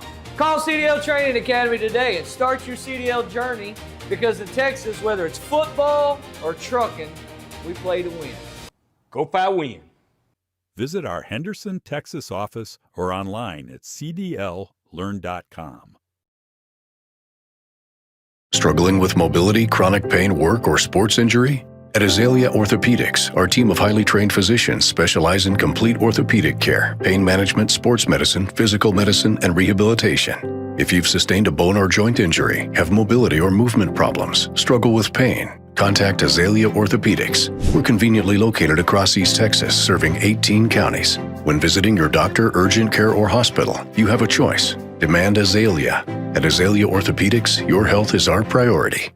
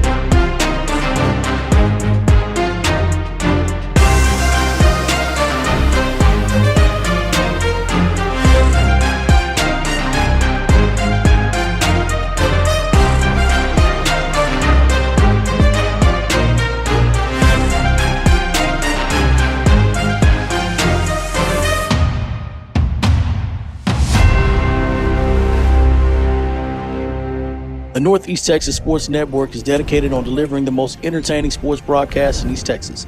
And if you're interested in having your next sporting event streamed live, visit us online at netsn.live. Brook Hill is more than a school. I am more than a teacher. We're more than a classroom. This is more than a performance.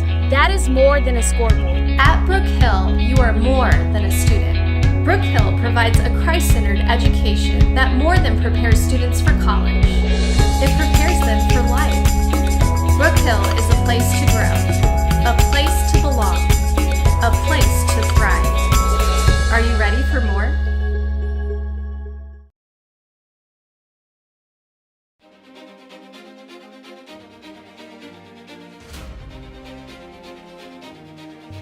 Texas, it's football season. The lights, the crowds, rivalries. Every Friday night is game day, but here at CDL Training Academy, when it comes to your future, every day is game day. Just like on the football field, success behind the wheel of a commercial motor vehicle takes discipline. That's right. Focus. That's right. And safety. That's right. That's why we don't just train drivers, We change champions of the road. That's right. And here's the win and play. We're a TPST certified school. That means when you're ready, you don't have to wait for the state. You can test right here in-house. No delay of games, no flags on the field, just results. That's right.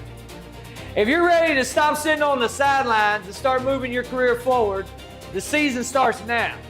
Get trained. Come on. Get tested. Come on. Get on the road with a career that pays like a championship win. That's right. Don't wait till next season. Come on. Call CDL Training Academy today and start your CDL journey, because in Texas, whether it's football or trucking, we play to win. Go Five Win. Visit our Henderson, Texas office or online at cdllearn.com. Struggling with mobility, chronic pain, work, or sports injury? At Azalea Orthopedics, our team of highly trained physicians specialize in complete orthopedic care, pain management, sports medicine, physical medicine, and rehabilitation. If you've sustained a bone or joint injury, have mobility or movement problems, struggle with pain, contact Azalea Orthopedics. We're conveniently located across East Texas, serving 18 counties. When visiting your doctor, urgent care, or hospital, you have a choice. Demand Azalea. At Azalea Orthopedics, your health is our priority.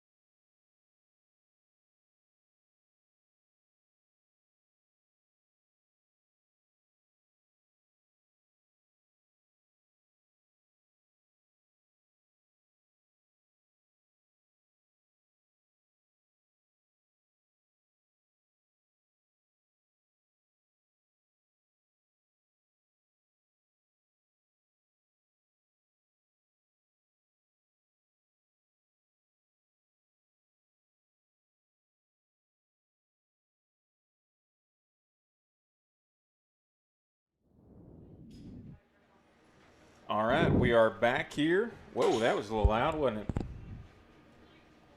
We are back here at Harrington Stadium. The JV scrimmage is over, and we are just about getting ready for the varsity scrimmage to kick off. And you can see up there that Rob and Cal have kind of showed us an overview, I guess, of the stadium, what it looks like. A lot of people here. The Bullard side is basically full, and a lot of people are standing up on the side over there. So if they were in the stands, it would be definitely a lot fuller, for sure. The Brook Hill side is filling up.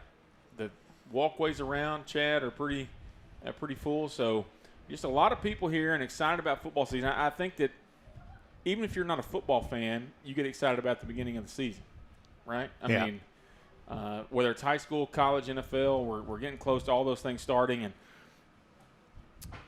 it seems like, college is one that starts later than everybody, right? It seems like. Yeah, I mean, well, because they don't play a preseason, right? I mean, if they did, it would look a little different. But, heck, there's games not next weekend, but we got 2 weeks away from college and high school start the same weekend. Right. For a few games anyway. So we will I want to look and see. I believe that Brook Hill will be on offense first is what I saw. I am not sure. Let me look it up. I can tell you.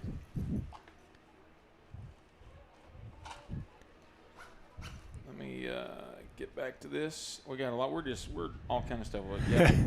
Brook Hill will be on offense first. So we'll get a chance to see this offense. And, last year with Coach Copeland taking over on that offense and things changed a lot more of the ground game than maybe what we've seen in the past. I don't want to say a lot more. A bigger focus on the ground game, right? When you have an offensive line like what Brook Hill has and, you look at that offensive line with Sidney Rouleau, Laurent Desaullieu, Ezra Guba. It's a good offense. Let's see who else is in there on that offensive line. We'll kind of see who all it is. But you got Bruno, Guba, Rouleau, Jackson Schluter, and I believe 56. I believe that is Dane Gathercole, one of the new students. I think that's Dane. I don't want to say that. Where's he from? Once again, great question. That is not Bruno out there, so I'm trying to figure out who the fifth one is. Looks like you got Schluter, Guba, Laurent, Rouleau, and Dane, who it is. You got Ryle as the quarterback, of course, P.A. LaPointe, and then the receivers are Rico, George Cameron out there on the far side. Schluter is the H-back. I'm trying to see who that slot receiver is. It's Gasper Hansen. The first one goes to Cameron. Ooh. And look at Cameron go, yep. Coach. That's going to be a problem for defenses. Now, Bullard, of course, does a good job of crowding there, but a big-time play there from Ryle to Cameron. And I'm just telling you, that was just a bubble screen.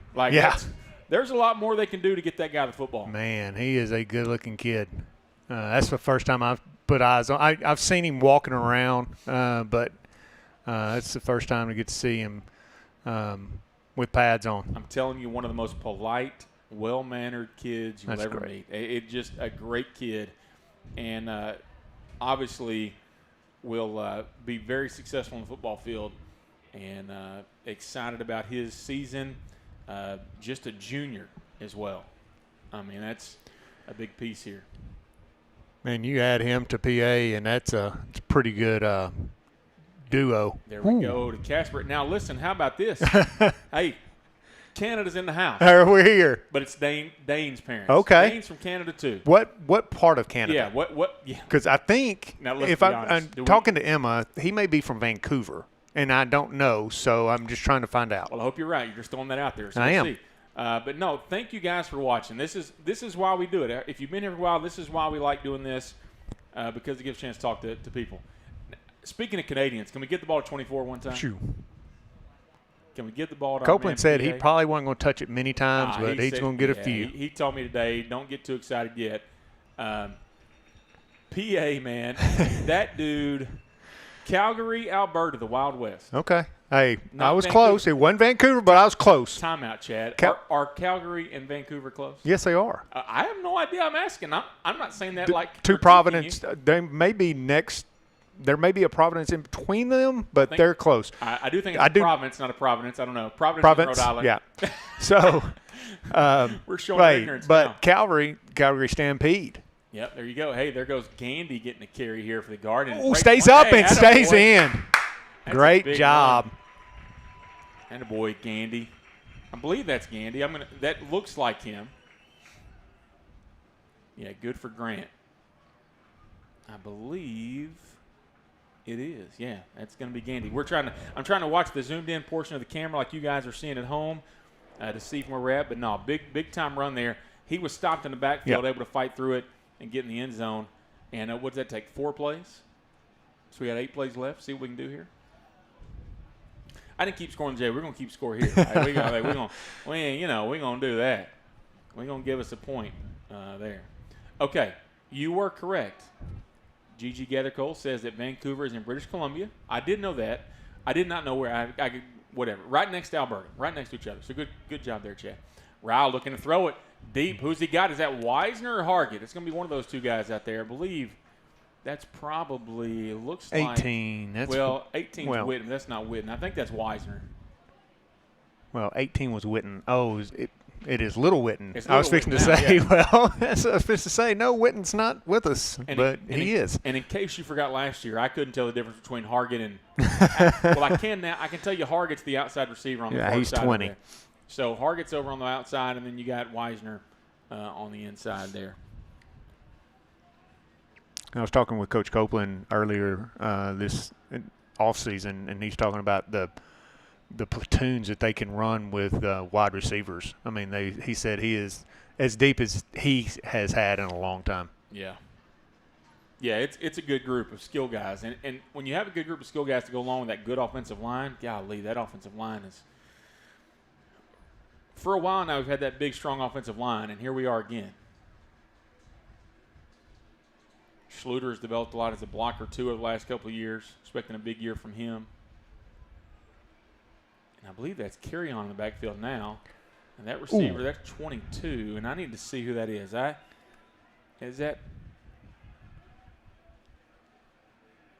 Some of these guys are wearing their regular numbers, some of them are not. That's going to be the challenge for us. So don't hold this against us tonight, please. Yeah, there's no guarantee we're going to get it right number-wise tonight. But you just kind of get to look at them. And like I said, hopefully you know what number your young man is wearing. You can watch if he didn't let you know, make sure he lets you know. Yeah, well, there's no more scrimmage. Yeah, there's not. That's what I was fixing to say, but we are not. There's Carry-On. I believe that's Carry-On. Nice. Yeah, look at that dude run. There we go. Coach. Hey. And he's in a blue jersey. You know what that tells us? He played the JV game. He didn't. They ran that jersey. I'm going to tell you something. My man, Chris, he's the second best athlete from Russ, Texas in the building tonight. Attaboy. Oh, my goodness. Yeah.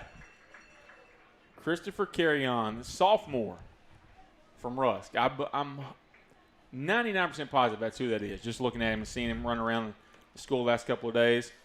And another score for the Guard here in this first control portion. Okay, he might be the best athlete from Rusk in the building. I don't know. Maybe. I don't know. I'm not going to run that fast. I promise you that. No, you're not. Okay, depends on what the sport is, but yeah. Well, so in this first set of plays for Brook Hill, they have not missed. No. They hadn't missed a beat from what they were last year, how they ended the season. And that comes with the, a majority of our guys back. Ryle's got plenty of time. Yeah. Oh. Over the middle and incomplete. That's probably the one thing that's going to take a little bit of time is the timing with your quarterback and receivers, right? Now, I know they've been throwing 7-on-7, doing that all season, but it's different when you get out. Well, some of them, right? I mean, a lot of these boarding kids, this is the first, they're a couple weeks in.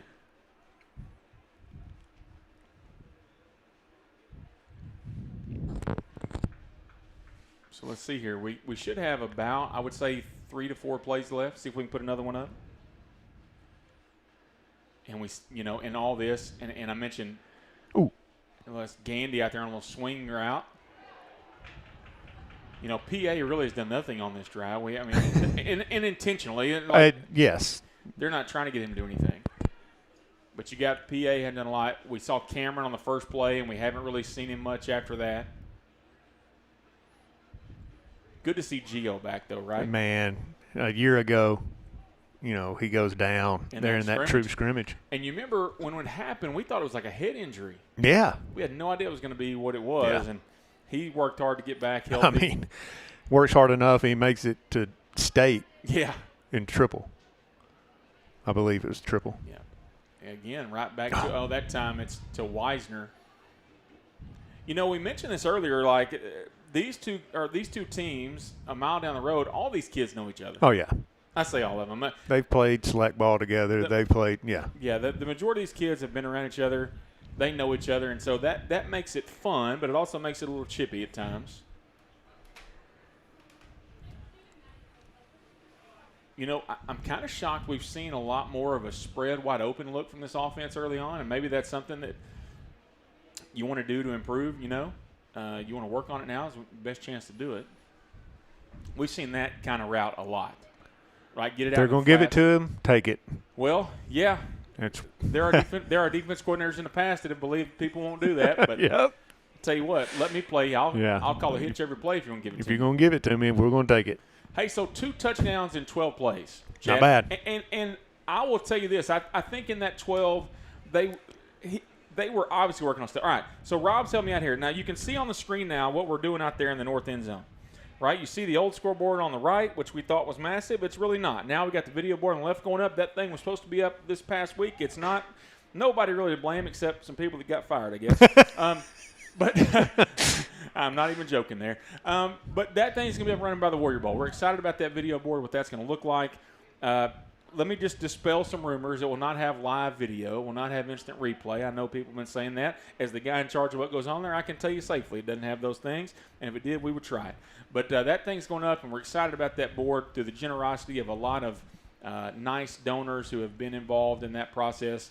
Just another addition to the facilities here on Brook Hills campus that, Chad, you know, you've been here for a long time and you've been around it, are very nice, and we're excited about what we have here for sure. All right, let's look at this defense now. Getting a chance to see where some guys are playing. Cameron, that outside linebacker spot with his speed, good luck. And boom! That's why right there. Golly. I'm just going to tell you, if you're going to throw that out, that little bubble route to the outside receiver and the inside receiver, probably shouldn't do it to Georgia's side. Man, he can fly around. Up front, looks like we got that's Sid. Eddie Parks, Sid, and then is that not sure who's on this end. I can tell you. Let me get my roster. I can tell you who it is. I don't want to say his name wrong because I can't do that. That is going to be Marcelo Archea. Yeah, he played a lot last year at different times. So Marcelo at the nose. You got Sid and Eddie. The outside backers, looks like that's Andy Witten out there at the outside backer, number 21 maybe. George Cameron. Ooh. Oh, Sid almost got him. They're going to throw it over the middle, and it's going to be great catch. I tell you what, that's a really good catch. Ooh, spin it. All right. That's a really good catch. That's a big play, first catch of the season, I'm down, right? Yeah. Like, I'm fine with it. I'm also the guy that says if you hit a home run, you flip the bat if you want to. But just don't be mad if I hit you with the next pitch. That's right. So, you're fishing to wear one, or somebody is. Yeah, if you're going to spin it, that's cool. Just get ready. Be ready for what happens at some point in the night. So 1st and 10 for the Panthers now at the Brook Hill 45, and see what they can do here. Quarterback's a big kid, by the way. And there's Witten sticks him. Attaboy. Nice. Oh, Andy. Mixing it up. I like it. I'm trying to see number 10. I think number 10 is that I don't want to get it wrong. Chad. So hard right now when we don't have a true roster. So did they switch or did they not? Some of them switched. Yeah. I know that you got Clark and Nico back there at safeties. Yeah. Rico and Casper at corner. It looks like Andy Witten and George Cameron, the outside backers. The inside backer is Greg, number 8. I cannot tell you who number 10 is. It looks like Larson Morris the way he's built. I just don't know if it's Larson or not. He's walking like Larson. Yeah, I think it is. I think it is Larson. So good for Larson to get in there. And listen, I could have told you a long time ago Larson was going to figure it out. Yeah. Now, we talked about this, right? What does the run game look like when you shift schemes in the defense? Mm-hmm. What is the run? How do you play the run? Anybody can pass rush, right? Yeah. Anybody can play zone coverage, but can how are you going to hold up to the run? Can you stop the run? Because if you can't stop the run, you're not going to win many games. Right. And so that's what we want to see. I think that honestly, if I'm Coach Jordan and the new defense coordinator, I want to see what we look like against the run. I'm asking Bullard, hey, please keep running it. We want to see what it looks like. We've covered enough passes, 7-on-7 and all that. Yep. Let us see what we can do in the trenches. So a 3rd down and 7 here. As much as a 3rd down and 7 can be in a scrimmage. I hope, Blake Witten just checking in. It is a little Witten. It looks like a little Witten for sure. We thought he was wearing number 18 earlier. That was not him, by the way. He's wearing 21. Let's see what we got here. Nice switch up there top. Great job by the corners and safety switching off on the crossing route. Yeah, Marcelo's family watching in Mexico tonight. Man, this is when it's fun. Yeah. You guys are watching. Tell us where you're watching from. We got Mexico in the house. We got Canada in the house. I need to know where the rest of our Canadians watching tonight. We're famous all over Canada. We should get on, what's their TSN? Maybe we can get a CFL gig. I don't know out of this.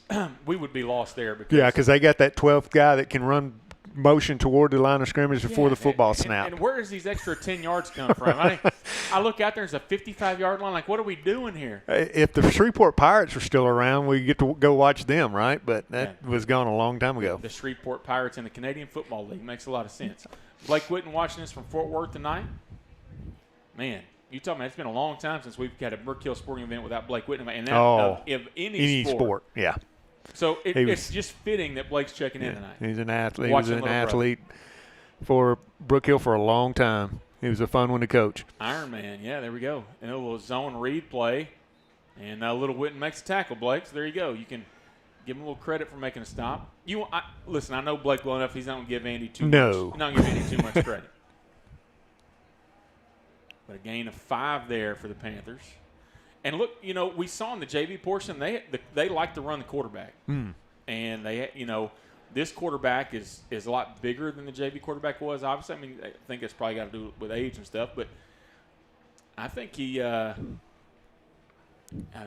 they can run him, the running back, he's bigger than the running back. I mean the running back looks skinny. 6'2", 185. Yeah, I believe. Skaggs. Here we go, 2nd down and 5. Here comes the pressure. They get it out incomplete, just overthrew it. It looked, nice little blitz there.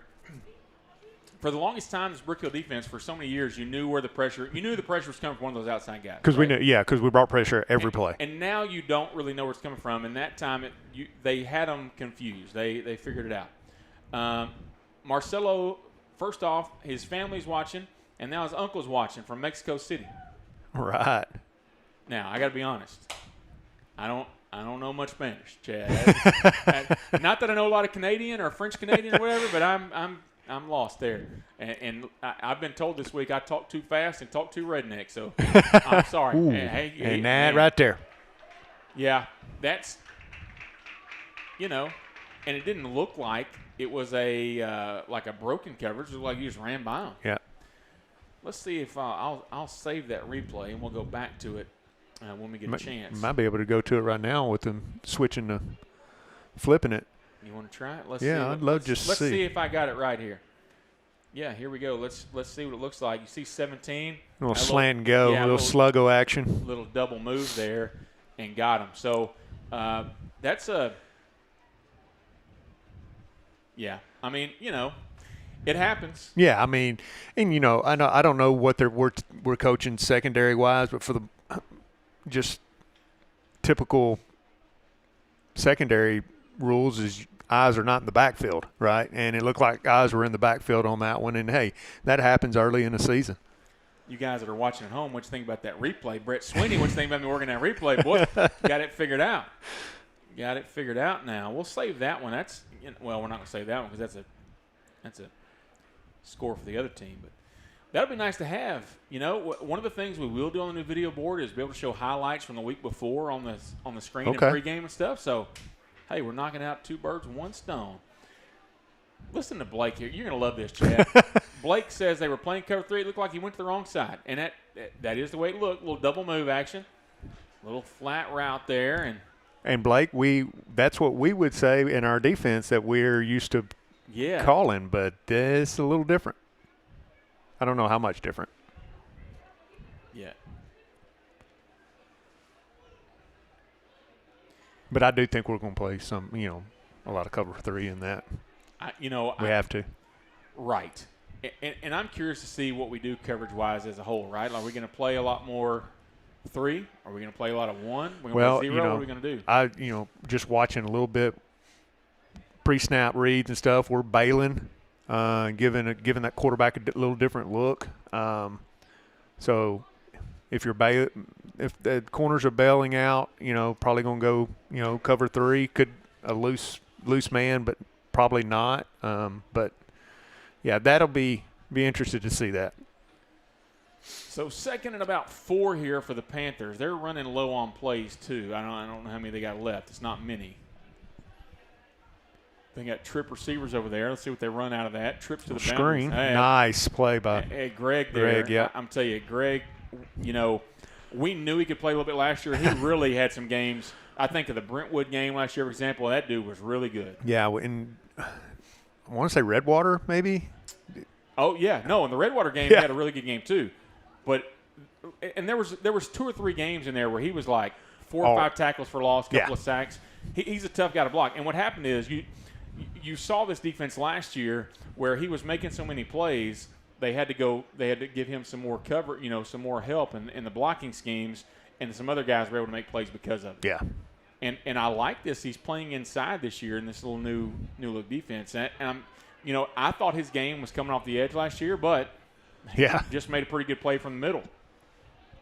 But heck, when you got Cameron out there on the outside. Well, that, and you got people they're having to double up front. Yeah. They're double right now on Sid. Little 4-2-5 action looked like.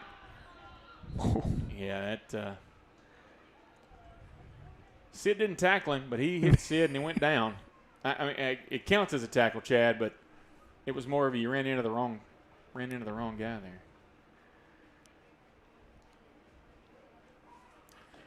I am curious how many plays they got left.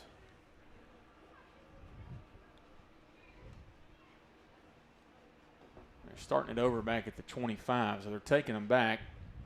It'll be a 1st and 10 back there again. I want to thank all of you for watching. We got 62 folks watching right now. We've had almost 500 views on this scrimmage, so thanks for checking in. Let us know in the chat where you're watching from. We got all the action here tonight from Harrington Stadium, and then we get 2 weeks off. 2 weeks off, 1 week off. I don't know. We got 14 days from now to play the first real game. I told you, Matt, in strong suit. It'll be the Brownsboro Bears in town for the Warrior Bowl. Yeah. Excited about that. Man, also a couple things to note while we're in a little break here is the 30th annual. I think it was the 30th annual Brook Hill Golf Classic, October 19th. You can email thubbard@brookhill.org and get signed up for that. It's October 19th at Eagles Bluff. Always a fun day. There's a bobble snap there, and here comes the pressure. They blew it dead. Yeah. You better. I tell you what, probably the right decision. That may not have gone well for him if they just stayed out there like that. But it was a good job. October, and that is the 12 plays. There you go. So, hey, you win the first 12 2-1. And, offensively, I felt like we probably only ran about 8 plays with the intention of scoring. I think he was trying to work on something. He threw the bubble route 2 or 3 times in a row. Yeah. Try to get to work with what you do. And listen, Bullard may be doing the same thing for all we know. But I thought the defense there with the new look, first 12 plays we've seen them, they had the one big play that looked like it was – at first we didn't think it was a broken coverage, but I think it actually it was a busted coverage on the cover 3. I think Blake did a good job of saying that in the chat. But, overall – from kind of where you're at on scrimmage number 1, I think you got to be overall pretty happy with. Absolutely. So now our man Farami's in there at tailback. All right. You talking about guys that can run? Yeah. Remember last year Farami? Yeah, he did. He just and he gets tackled there, but Man, I remember last year we watched Farami a couple times. We're like, Farami, please don't stand straight up when you run. Like that's. But he busted one. Well, remember at Brentwood he scored, right? Or one of the last couple home games he busted a big one. Oh, no, it was not Brentwood. It was Dunn. Yeah. The last game of the year. Last game of the year. Farami can go. He can run for sure. Getting a new look at a couple other receivers out there. Who we got at quarterback here? What's that? Is that Francisco maybe? There he goes. Yeah, but he's still – all right, listen. When I see Farami Monday at school, I'm going to tell Farami, please take that shoulder pad level and just lower it a little bit, please. Will you give me a little bend?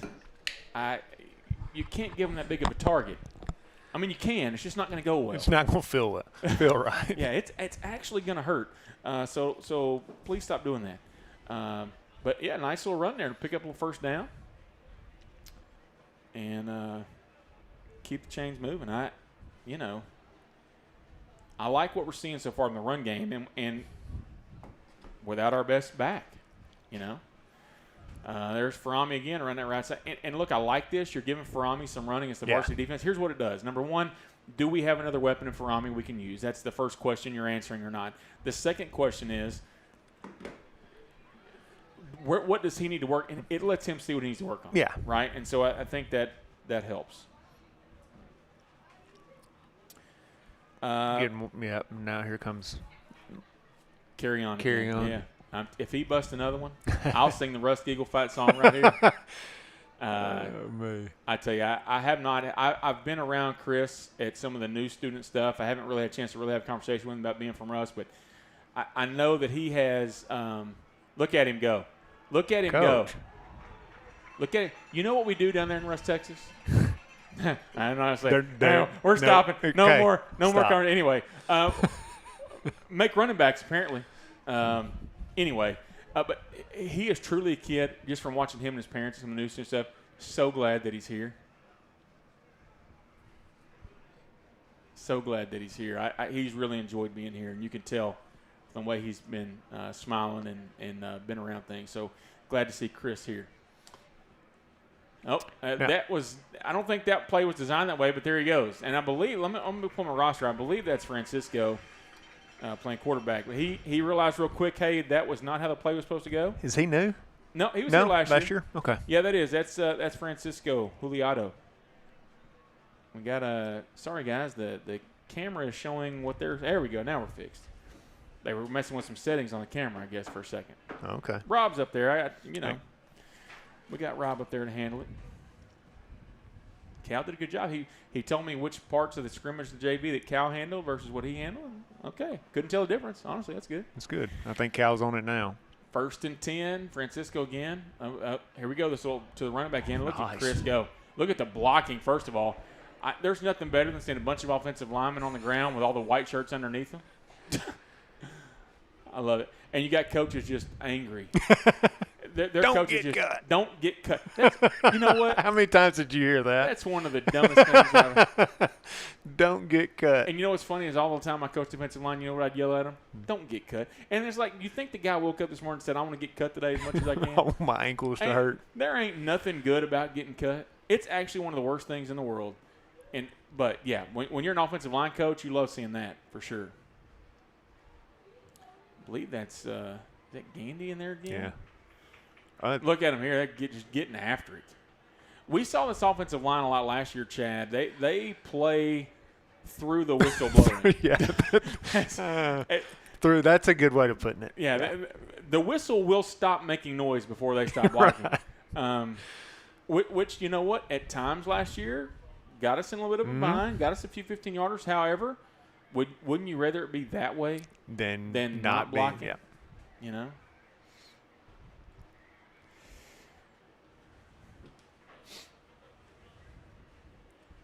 So 1st and 10 at the 16. We only got 10 plays in this set, so we're probably getting close to that.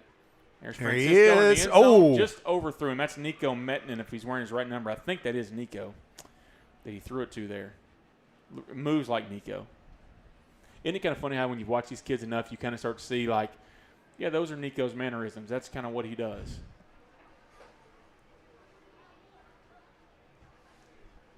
So 2nd and 10. I don't even know what you're laughing at, but here we go. Scott Wilson had to send me a text. Oh, no.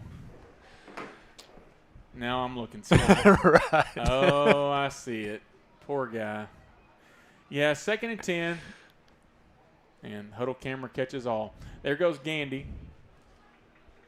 And so does the NETSN camera.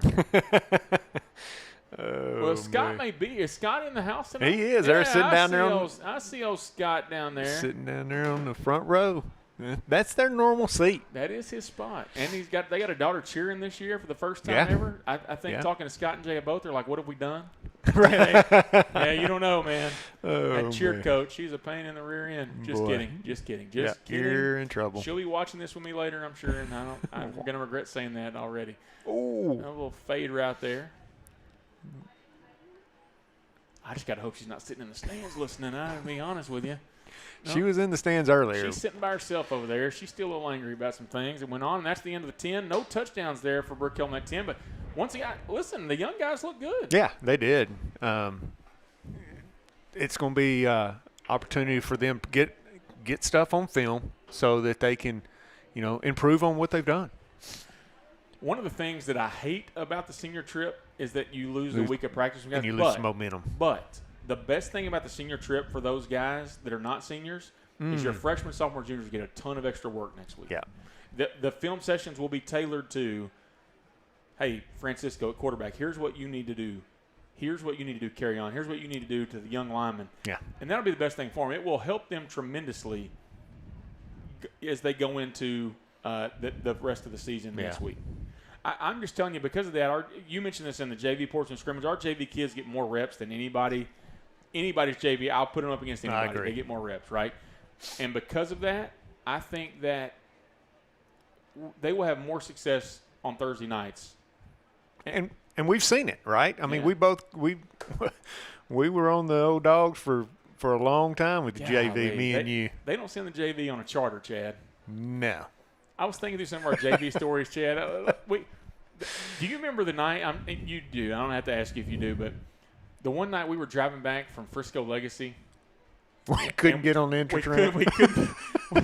Guys, we're driving an old white dog bus, and we're trying to get off the North Dallas Tollway onto 635. And if you know where that area is, when you try to get on 635, there is no lane for you to get on. If you remember our white buses, they had no get up and go. None. Do you remember who helped us on? You remember how we got on finally? DC. The Dallas Christian Band. They've been playing somewhere else. They got on 635 and let us drive on behind. They stopped traffic. I was like, thank you. I've never been more glad to see a Dallas Christian bus than I was that night. Tinsley was probably driving that bus, their old golf coach, and the offensive line guy. Bro, we had sat there for 20 minutes. Everybody trying to get on mad at me. Honking. They're just, getting the I'm old like, line. Hubbard, go. I can't go. To give you the line, they were giving us the business. They were not happy with us, for sure. Best JV game we ever had. I called the offense, you called the defense, and that was not what either one of us had ever worked on. No, opposite. No, that's right. Yeah. You called the offense. I don't think you'd ever worked in offensive practice. But we won. Here we go. 2nd and 10 now for the Panthers. And nice little run there. And this looks like their second group, too. All right. And if you just think from a fundamental standpoint, if you're Bullard, to be successful in the district they're in, they have to run the football because you got to control the clock. Yeah, right? I mean.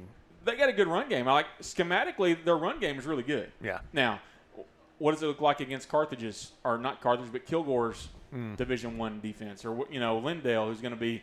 I mean, dude, you understand that district alone could have, the 2 regional final. I mean, it's crazy. It's one of the best districts I've ever. And it does, and there's teams that are out of it now. You know, they don't have Gilmer in there, Carthage in there, PG. It could have been a lot. Think about it. It could have been a lot worse. It has been in the past.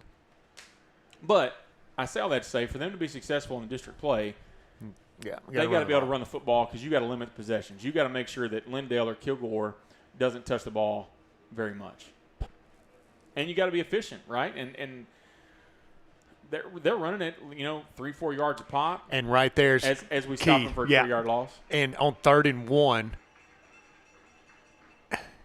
I can't. offenses get me. I mean, get up under center sometimes, and get in the eye. That's a lost art, I think. Sometimes is power eye. You don't see it anymore. Doesn't happen, bro. Doesn't happen. We 7-on-7 has killed football. Yeah. Let's just be honest. And here's why. Like, this is a conversation people have all the time. Like, kids don't want to play running back anymore. Like, when we were growing up, everybody want to be the running back. Right now, because of 7-on-7 and the slinging the football, you want to be a receiver. So, used to be your best athlete your running back. It's not the case anymore. Right.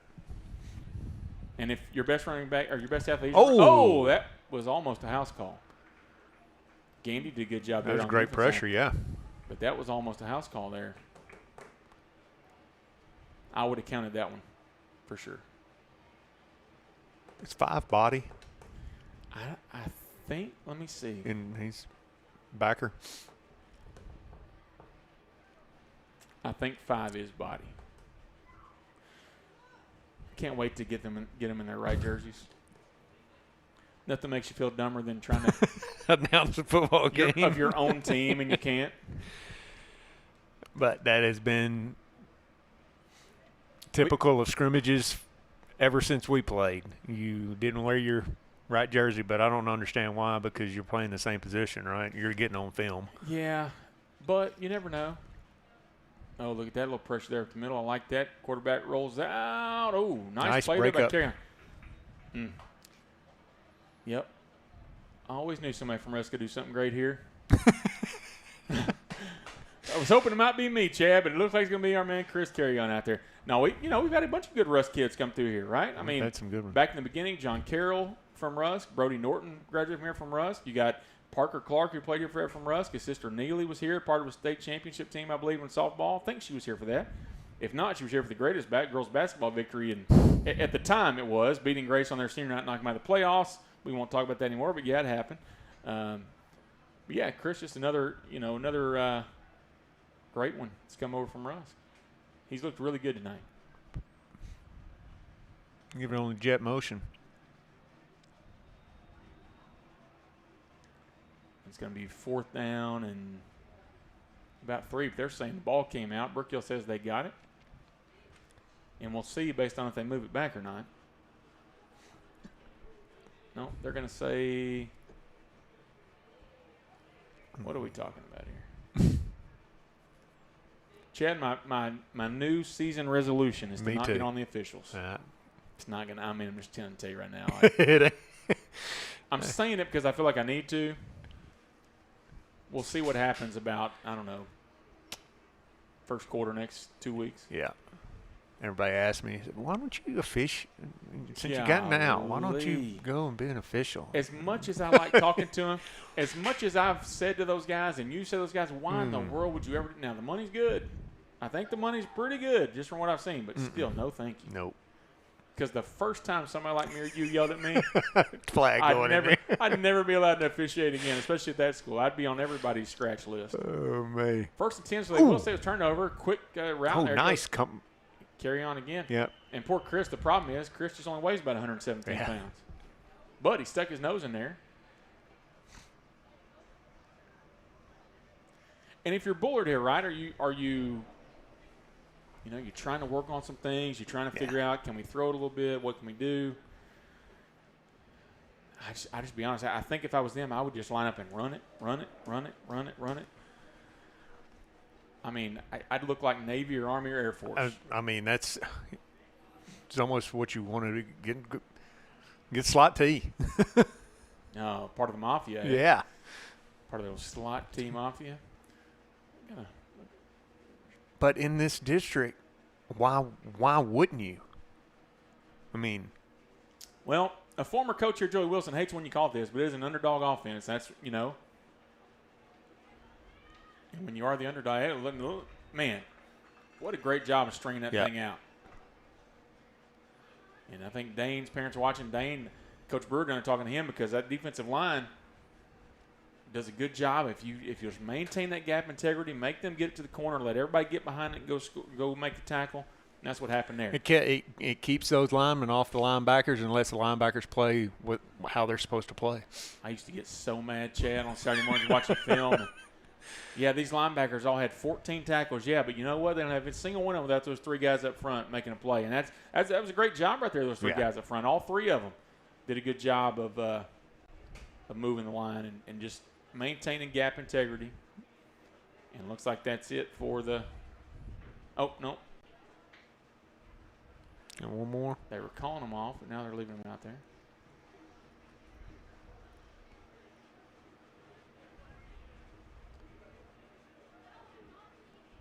So let's see what they got. My guess is this is the last play.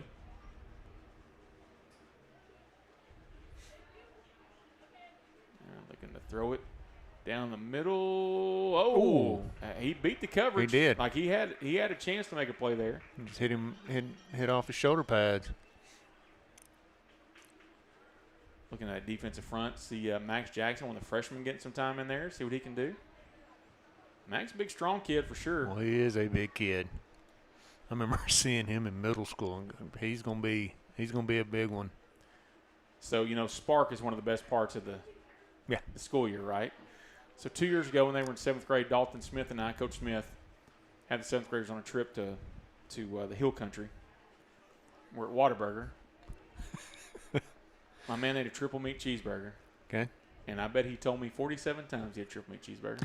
Every once in a while when we see Max, Coach Smith will go, hey, I ate a triple meat cheeseburger.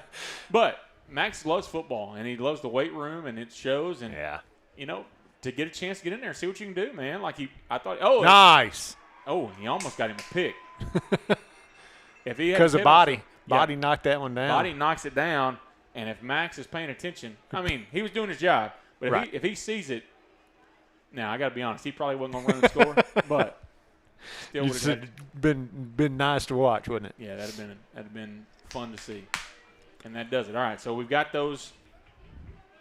that possession down. I'm trying to look through here and make sure we're going 10-10.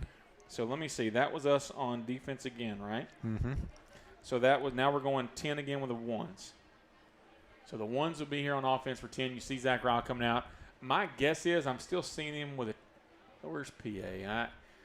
I'd like to see PA a couple times, but I doubt we're going to. I'm guessing we don't see PA anymore. But I don't see him on the sideline, so maybe he's out there. Oh, there he's running out there now. I want to see us put it in his hands a couple times. I want to get it back in George Cameron's hands. And supposedly George's number 1 position is linebacker. He's not even offensive. Yes, he's an offensive weapon. I'm going to say he's an offensive. He may not think he's an offensive weapon. Somebody may have said he wasn't at one point, but he is.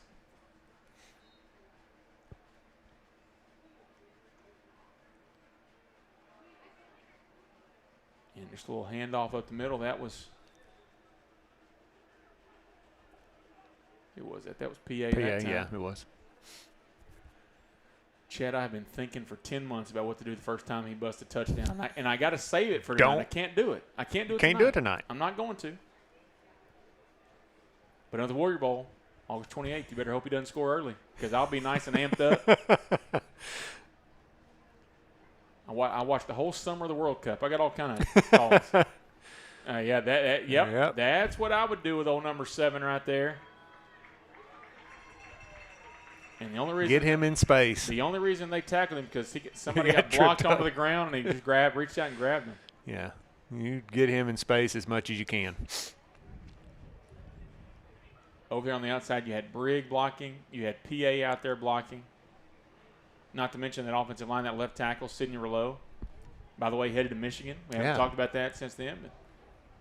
But committed this summer. And going to the Big Ten, which also includes the California schools now. Weird. Good for Sidney. I know he's probably relieved that he has his answer. Look, I think it's incomplete. But I'll tell you what I'm going to do. I'm going to save this replay, and I'm going to tell you why. I want you to see the job that I believe is the right tackle did here. Let's watch this. I want to show you this. This is great job blocking here. Watch him. He gets beat. It's going to be the right guard, it looks like. There's going to be some pressure off this left side here. And people don't understand how important this is. As he gets beat, he doesn't try. Look, just run him off. Yeah, just run him past. That is smart. That is smart offensive Didn't line play hold. there. Nope. Just ran him past. Guys normally panic in that spot. But that's a good job there. And listen, we hadn't mentioned his name yet, but Blake Schluter, the offensive line coach, he played at a pretty high level. Yeah. And he knows that's the thing you get from a guy like that, right? You get all those small nuanced things. Here we go back to the bubble to Schluter. And we've seen that, 5 or 6 times? Yeah. And here's here's why you show it. Whether you like it or not, here's why you show it. Because Brownsburg now has to watch it and say, well, we thought they were going to line up and run it. And you can put people in the box. Well, now you put everybody in the box and let's throw it to GC3 out there and see what happens. I'll tell you what's going to happen. Or hand it to me. You better get the scoreboard button ready because you better put 6 up there. Yep. 2nd and 9. Hey, there he then goes. you got That's that Gandy. one. That's Gandy. Make a cut. Oh, Attaboy. nice cut. We talked about this last year. A little two-headed. The ball came out and get up. Get up.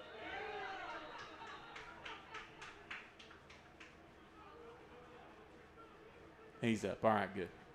And get up. Thank you. Woo. That's the scary thing about scrimmages, Chad. You don't want to see anybody stay down for any time at all. And a lot of talking going on. That's, let's don't do that. I didn't see what happened on the sideline over here. But I didn't either. I heard a lot of hooping and hollering. Yeah. And, my man, I think it was the same guy that pointed earlier. I mean, one time, okay. Second time, you're asking for trouble. Don't do that. 1st and 10 now. Carry on back in at running back. There's no Casper Hansen. He can fly too, by the way. I didn't really talk about him tonight. And Bullard did it well. But they played it well. Look at all the blocking still going on after. I love it. I do love the aggressiveness that we have on the offensive side when it comes to blocking. It frustrates people, though. It does, and it starts getting chippy. And we're kind of at that point. Yeah. You hate to say it, but it's starting to look a little bit like these two don't like each other. Yeah. And I don't think that they dislike each other, but I think that it's if your coach is making a big deal to win this game and our coach is making a big deal to win this game, then as we're it's hearing, a big deal. It's been a tight game. It's important to make a big play in this game. Yeah. And nobody wins a scrimmage. Yeah, he hit the quarterback there, and they blew it dead as soon as he got there. Well, that could have been bad. Yeah. If he'd have caught that arm. And it looked like he either hit I thought he might have hit his hand. At worst case, he hit the ball because when the ball came out of Zach's hand, it wasn't like the ball usually comes out of Zach's hands. Right.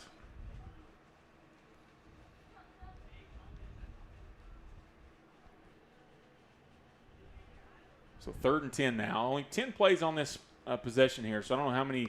We're getting close to 10. There. Carry on again. He fumbles the football, and Bullard jumps on top of that.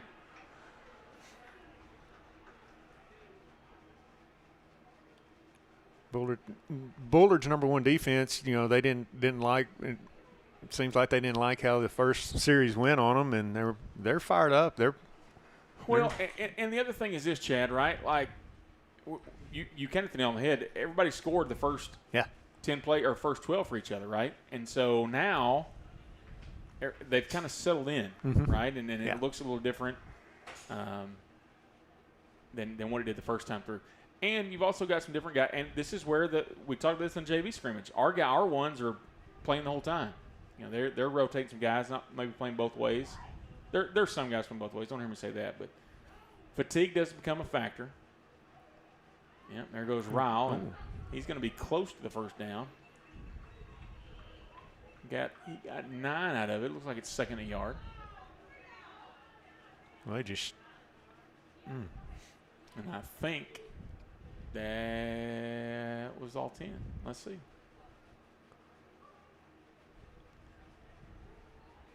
I think it was. Nope. Yeah, okay. Hey, everybody's confused, Chad. Yes, no, yes. No, yes. Usually both sides have a coach down there with a marking at 1, 2. I guess we could do so that up here, huh? I'm not doing that. but I don't know why there's some confusion on the field of what everybody had. I mean, that's. So now Bullard will go back out for a set of 10 with their 1s. And then there'll be a set of 8 for both with the 2s. And then we're going to get into we talked about this. They're going to do some special teams, punt block, PAT blocks, things like that. And then we'll get into one live quarter, 1 12-minute quarter. Should be fun. To kind of see what it looks like in game speed, right? Yeah, what does it look like as you're calling plays? What kind of tempo do you play with? And normally week 1 scrimmage, you don't see that. Right? Because you're just trying to get as many plays as you can get. And when you go a live quarter, you don't get that, right? But with it being our only scrimmage,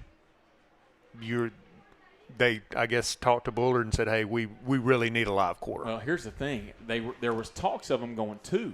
Really?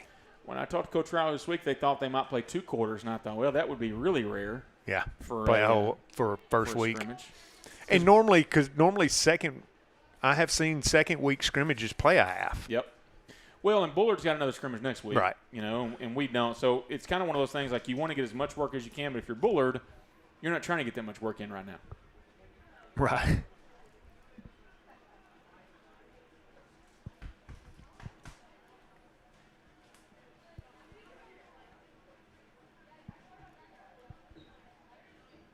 So 1st and 10. Ooh, hit the official. Did you see? My man put his hand up. We're getting the replay on that, I promise you there. Oh, me. Let's just show this while we're sitting here. 100% my man reached out to catch it. Let's see. So I thought he just put it up to knock it down. Well, you don't do that. That's he didn't want to get hit in the face. Well, then move, my man. But let's see this. Let's see. Now, listen, there's no doubt about the quarterback rocketed over the middle. I'm telling you, he tried to catch it. Oh, no, he's scared to death. All right, I don't blame him. Yeah, I don't think – we've seen some officials do some tough chat. I haven't seen that one in a long time where the guy was like, nope, going to try to catch it. Not want to get hit in the face. A little option action. There we go, a little true speed option. Man, and guess who's out there? Yeah. You mentioned his main position is linebacker, and there's GC3 out there in the middle of it. I'm glad you – did he have the nickname before? I don't know, but I thought about it today. I'm going to take credit for it. I'm giving you credit for it. I'll tell his dad. Coach, if you don't like it, Coach Grubb said. If you love it, Coach Hubbard came up with it. Right. Just let us know if you want to keep using it. I'm going to tell you right now, when I see GC3 and tell him about that, he's going to love it. He will be pumped up. He'll have a big old smile on his face. That's good. Look forward to meeting all these new kids and getting to be around them. And looking to throw it again over the middle. Nice catch. Yeah, Nico there to make the tackle, though. But, yeah, that's the danger in playing man, Chad, is sometimes you start trailing, and if they can make a good throw, they can get you. Them crossing routes are tough. I should know. I coached them for many years.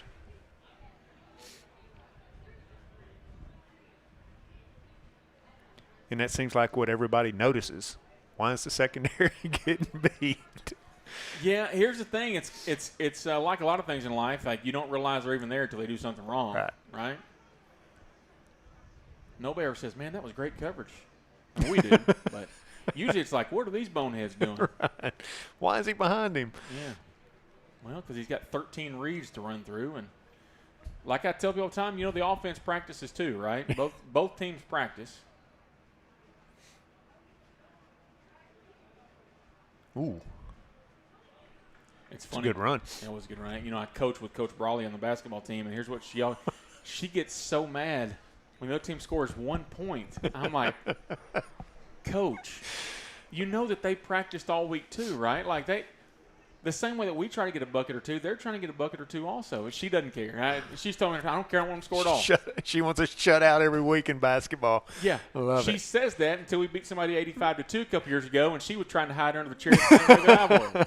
So She can say that if she wants to. No, I'm just kidding. I love Suzanne, but she's you know that. But it just made me think about that when you say something bad happens. Like, Coach, they probably worked on that play all week long, put it in for you.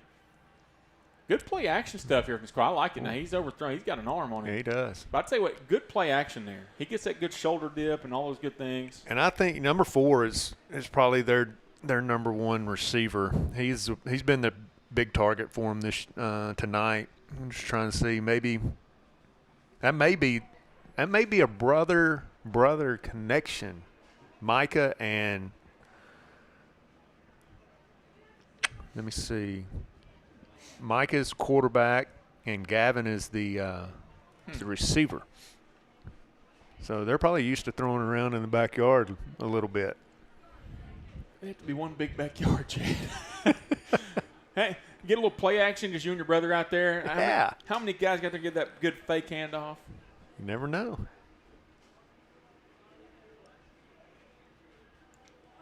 Maybe it feels like they got 32 guys in the huddle back there, too.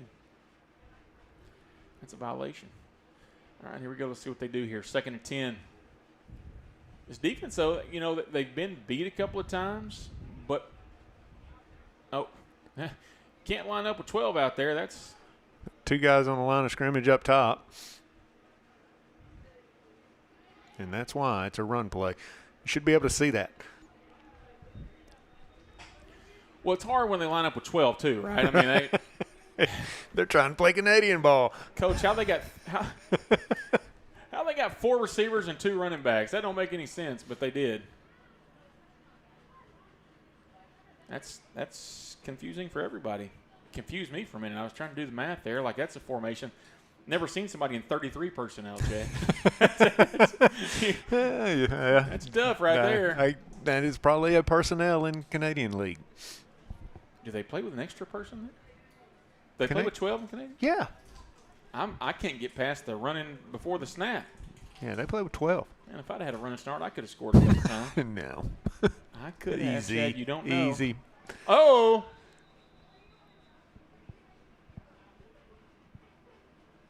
It's a different quarterback in there. I'm not going to blame the different quarterback on that one, Chad. No, that was a little, yeah. He airmailed that one.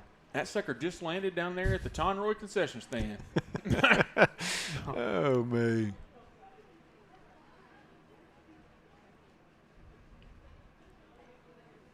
Man.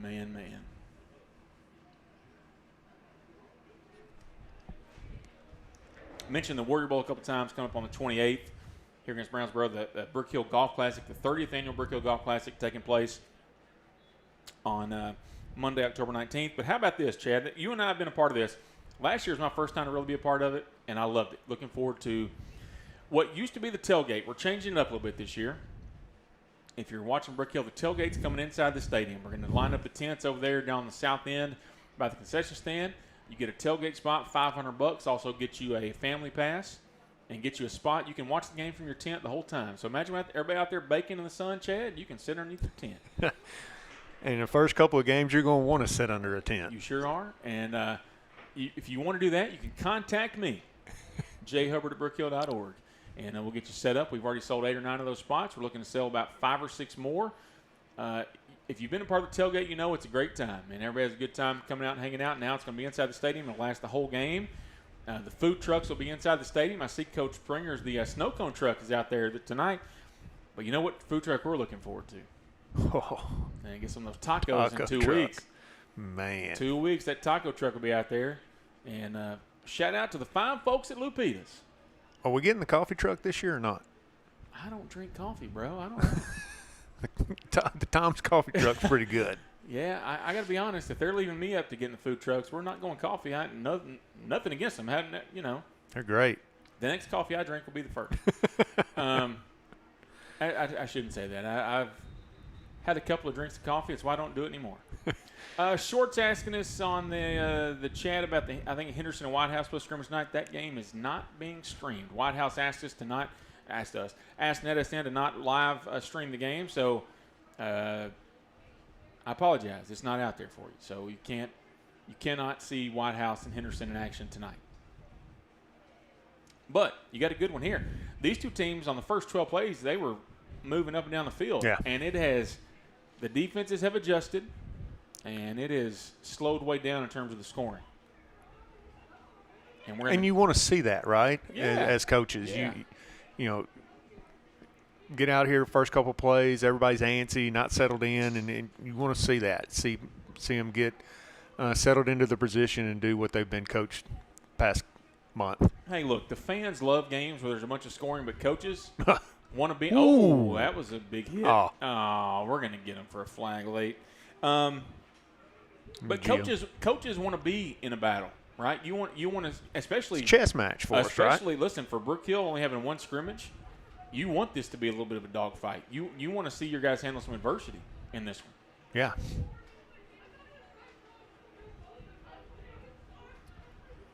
So 3rd down and 5, and I'm guessing they just have a couple of plays left. It's only 10 on this series, and we got one series of 8 left. That's what I thought.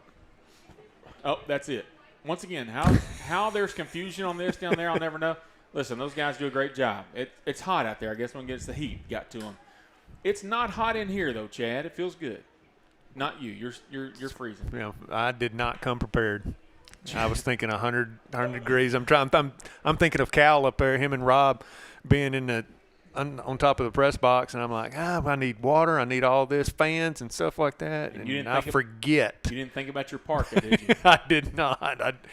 That'll be the last mistake. Here's the thing, Chad. This is our last, because of the new scoreboard and the new equipment coming in here, This is our last time to broadcast from the big booth here at Harrington Stadium. We've been here last year in the headmaster suite up at the top of the press box. We'll be moving. We're going to switch places with those guys next week. So it's a little more tighter quarter, so a little more body heat. But the good news is – crank the AC down even more. Yeah. You thought 64 was cold today, buddy. Wait till you get in there. And it's on 58 next Friday night. I'm just kidding. I won't go 58, but maybe 60. It'll be nice and cool for sure. So this is our number. This is the number 2 group. Yeah, these are the 2s, and they'll have 8 plays. And then 8 plays on defense. Yep, and then we will get into some special team stuff in the live quarter.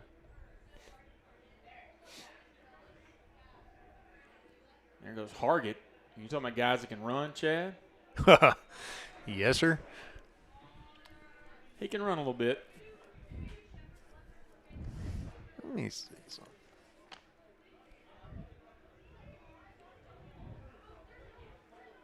You can turn the light on, man. I'll let you. I'm good. I was just looking to see what we had listed. We just got height and weight. Yeah. Speed is not our whole game. I don't mean that negative. But it's not. I'm not listing our 40s necessarily. Right. But look at that carry. There he goes. Nice. What a carry by carry on. I see his Coach, mom and dad here. Oh, they down there. But your dad right there. Just mom standing filming. up. Yeah. That's great. Right. Russ, Texas in the house. And he got out of there. Nothing against those fine folks, but probably a good move. 1st and 10 now for the guard at the 45. Hey,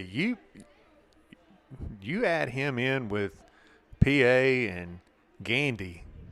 Yeah, coach. Well, here's the you thing. Can give people rest and still be effective. Well, and how about very this, effective? And how about this guy right here, Farami, in there? If my man will just see, even in his stance, he's almost straight up. Farami, okay, that's better, but run like that. A little option with Francisco. I say I wasn't even an option. That was just straight design run. Quarterback sweep. And a little tempo here. All right. We're going tempo with the JV. Well, never mind. It's hard to go tempo in a scrimmage when you got the coaches on the field. They thought they were going to go tempo with the JV, but they slowed down.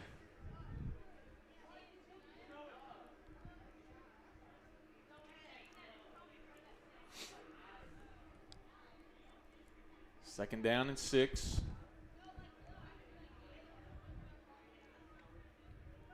Ooh.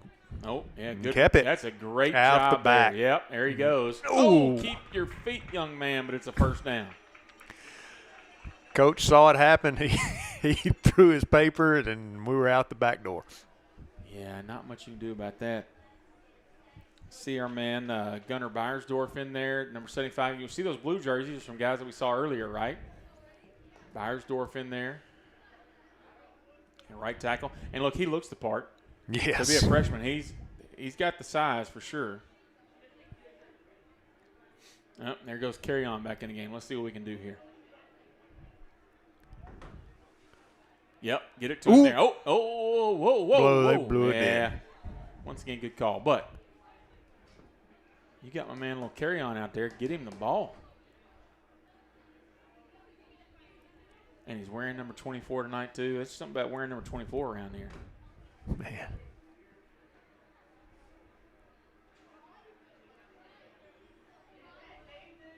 We were talking earlier. You got to see some of the old players are here tonight. Man. Guys been out of school for a couple years. Saw a crew down there earlier. Good to see those guys back supporting. You know, they're here because they miss it, right? And they get to see each other one last time before they head off to their different colleges. You know, what's funny is, so those guys, one day last week, I don't know what day it was, you know, Luke's home for a couple of weeks before he goes back. Actually, we're going back tomorrow. But he comes and goes, I got to go to Bullard. We're having a fantasy football draft tonight. And I thought, dude, it's like August 3rd. What are you doing? He goes, well, and I realized like they're all going back to school. Yeah. Like they got to do it. Yeah. I was like, that's a risky game you're playing there. But it's cool that they're all still hang out and do that. Those guys are great. Look at that. Oh! That's another one of those young guys. I don't know who that is. I want to see.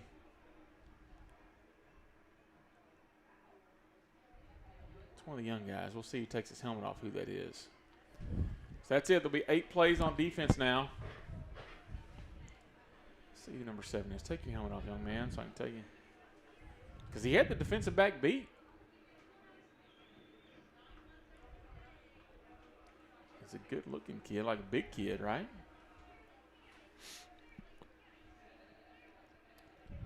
And so 8 plays on defense now. And then we'll get into some special teams. And then we'll get into a live quarter to wrap things up. We'll take a break between this and the special teams. I know there'll be a little lull there. We'll thank some sponsors. And then be ready to go. Come on, 7. Take your helmet off for me, please. He's one of those.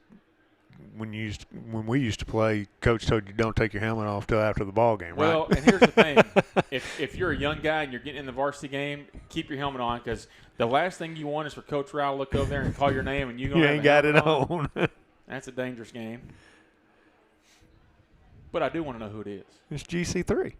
Not all. No, well, yep. No. Yep. Standing right beside him if you really look at it. Yeah, they're both there, but that's not – I know him. The defense probably should figure out who he is. I don't know how he was in there so open a couple times.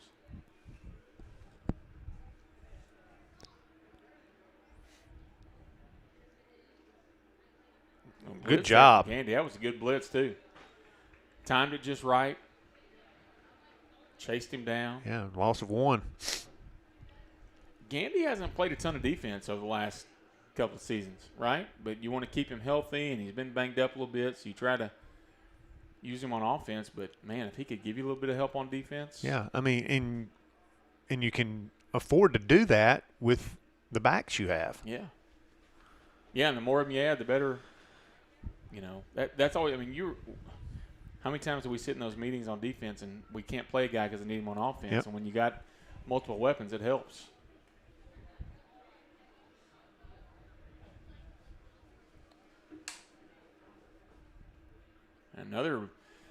A middle blitz there by body. Well, Francisco stuck his nose in there. He did. How many quarterbacks do you see trying to make tackles? Came down from the safety position right there, I believe. Yeah. Who can we get word to? Tell number 7 take his helmet off.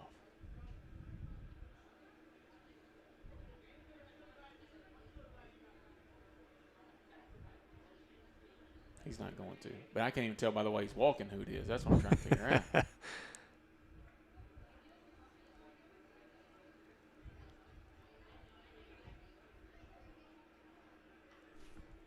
Ogletree was wearing 8, but I don't see Ogletree down there. Is it possible? Is Brody letting him play a little receiver? Nice play. It's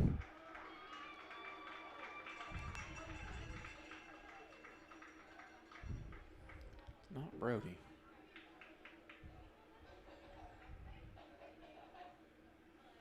Let's see if you. Well, no. I'm going to watch him for a while here. I'm trying to figure this out.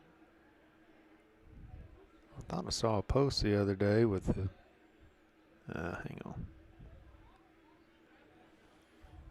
Problem is With when the you don't team. have all the numbers. That's what we're trying to figure out here. Yeah. It's not Ogletree. Ogletree's got his jersey off. He's in his undershirt down there.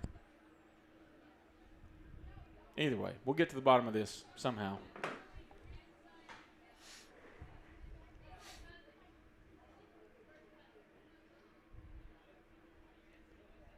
First and 10. A little quick pass out there. Just rally up and tackle. Yep.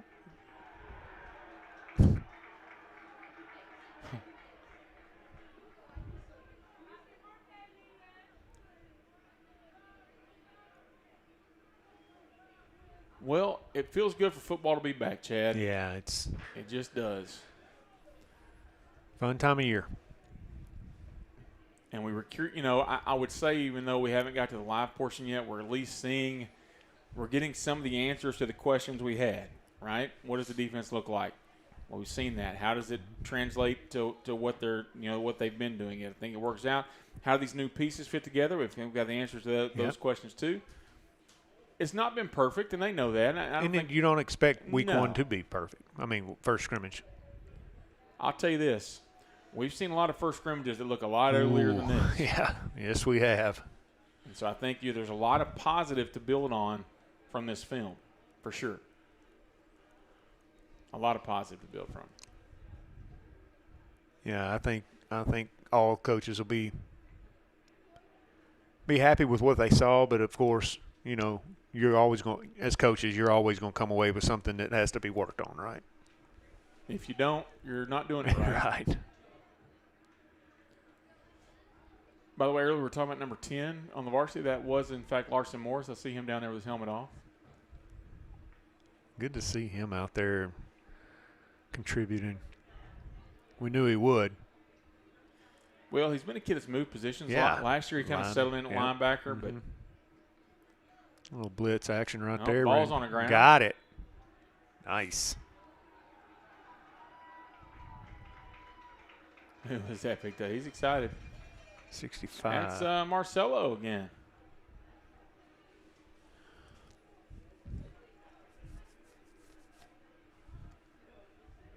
Now I've lost number 7 completely.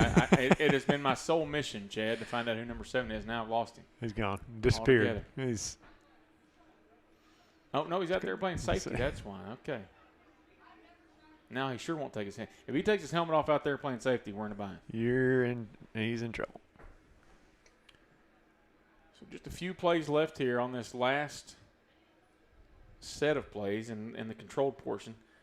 You see the score there is 2-1 in this, and Brook Hill scored twice on their first 12 plays. Bullard scored once in their first 12 plays, and it has just been a combination of very good defense and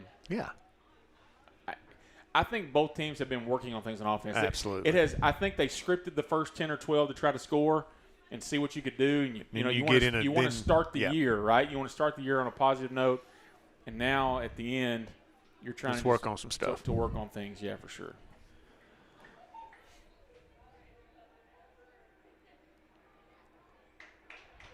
And big play there. Big play right there. Yeah, nice catch.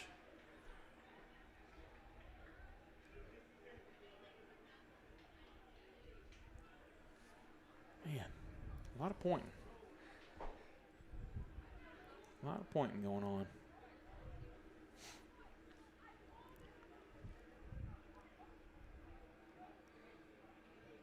I see your son down there on the phone looking for somebody. On the phone. Probably looking for his mom and and wants some money. Then Oots is with him. Oh, Dylan. Oh, Dylan. Golly, that old boy. Went through some battles with him on Friday nights out here. We had some fun. Went through some battles with him on Friday nights for sure. What a dude. Yep. Bullard looking to chunk it deep again. Quarterback going to put in a run. Let's see what we can do here. Gandy. Nice. I think, no, that's not Gandy. Is that Body? Looks like Body. Yeah, Bobby. Yeah. Around. Yeah, it's Body. Okay, looks like we're going to do a little special teams now, so we've gotten to that point. So let's take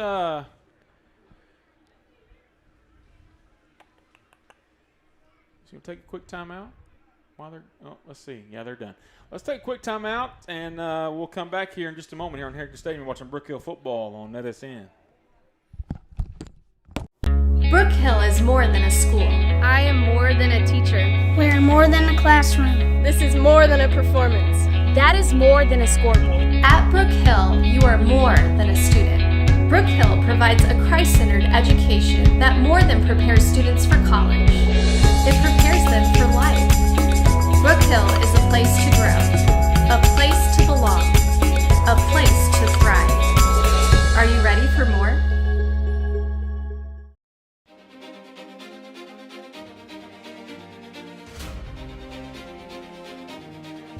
Texas, it's football season. The lights, the crowds, rivalries. Every Friday night is game day, but here at CDL Training Academy, when it comes to your future, every day is game day. Just like on the football field, success behind the wheel of a commercial motor vehicle takes discipline. That's right. Focus. That's right. And safety. That's right. That's why we don't just train drivers, we train champions of the road. That's right. And here's the win and play. We're a TPST certified school. That means when you're ready, you don't have to wait for the state. You can test right here in-house. No delay of games, no flags on the field, just results. That's right. If you're ready to stop sitting on the sidelines and start moving your career forward, the season starts now. Get trained, come on. Get tested, come on. Get on the road with a career that pays like a championship win. That's right. Don't wait till next season. Come on.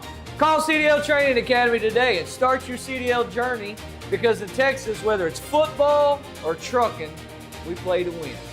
Go Five Win. Visit our Henderson, Texas office or online at cdllearn.com. Struggling with mobility, chronic pain, work, or sports injury? At Azalea Orthopedics, our team of highly trained physicians specialize in complete orthopedic care, pain management, sports medicine, physical medicine, and rehabilitation. If you've sustained a bone or joint injury, have mobility or movement problems, struggle with pain, contact Azalea Orthopedics. We're conveniently located across East Texas, serving 18 counties. When visiting your doctor, urgent care, or hospital, you have a choice. Demand Azalea. At Azalea Orthopedics, your health is our priority.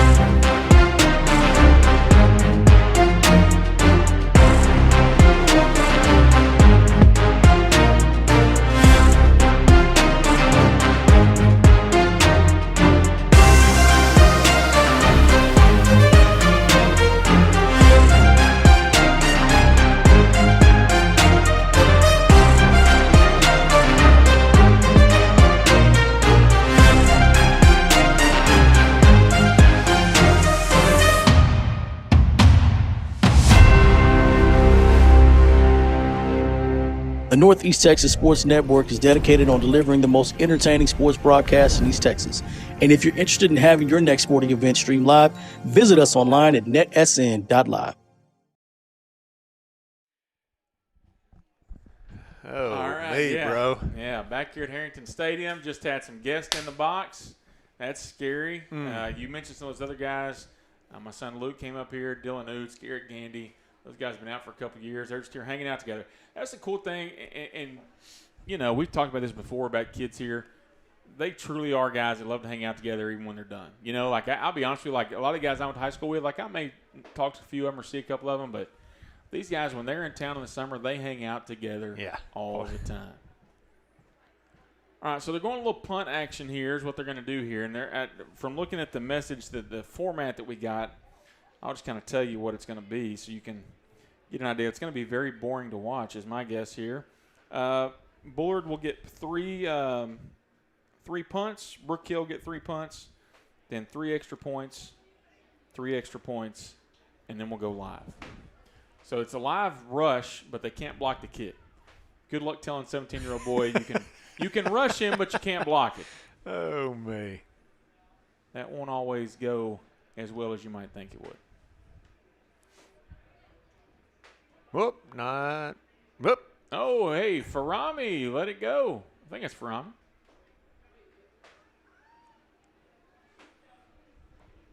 By the way, we might have solved the mystery of number 7. And now that I see him, I think it's right. Lori Nafe actually texted, said it was Bo Kirby, and she is the winner. Ding, ding, ding. I Winner, think winner. She is correct. Thanks, Coach. Miss Nope. Nafe. Yeah, don't say Coach. Don't you say Coach Nafe. Oh, me. But we found out the answer. We solved it. Honestly, she's probably just tired of hearing it. She probably started. Would you? If she's watching it, she's telling people, "Would somebody please tell me number 7 is, so these two buffoons will stop talking?" Oh me.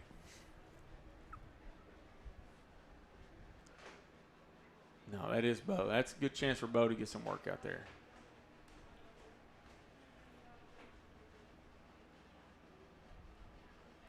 So a few of those freshmen did get to keep their pads on. They're out there. They've gotten some work. That's not a bad kick. I think that's Hargett back there returning punts, right? Or is that Weiser? It's Weiser. I'm telling you, Hargett's 20. Here we are again. Hargett's 20. Here we are again. No, is Hargett not wearing 16 this year? He was in 20. Well, tonight. Oh boy, I'm gonna have to figure this out. I'm gonna have to study the roster just for Brig and Drew. That is literally the only 2 kids last year I could not figure out. Ryle's going to be the punter again this year. Okay. All-state punter last year, by the way. An all-state punter. How about that? Well, it gives you another weapon back there because you can run some trickery with it too. Definitely can fake it when you got 6'5" QB in there. The thing I love about this, I know the last couple of scrimmages, this is how they do this, is you see Coach Harrison down there. He's lining up the Bullard defense how he wants them to rush. That's kind of what you're getting to do. You're kind of telling Bullard, here's how I want you to rush so we can work on our protection, which I think is good.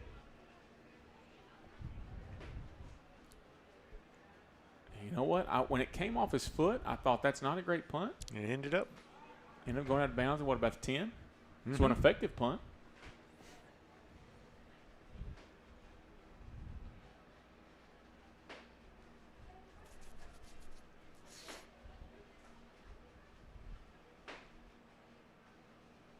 So what do you think we see in the quarter, Chad? Do you think it's if you're coaching, is it trying to score in the quarter, trying to win the quarter, or is it just trying to continue to work on some different things? Or is there a script? I think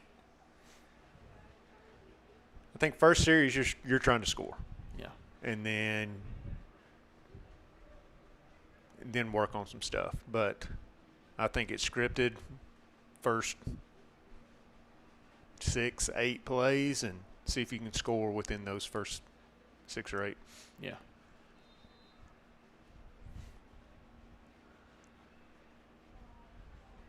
There you go. That's a good one. No, well, What's funny is that was the worst of the three. I thought it looked the best going off his foot. On second thought, I'm not going to judge any more special teams plays. I don't know what we're doing. But now we're going to go kick some extra points. We'll see who the kicker's going to be for the guard this year.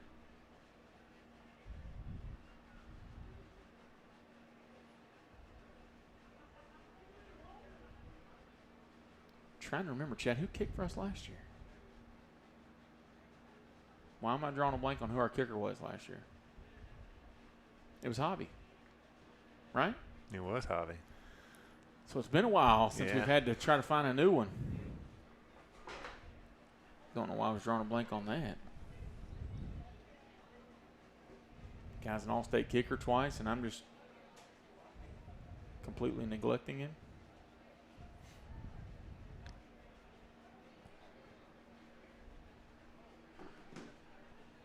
Oh, they got a little kicker there.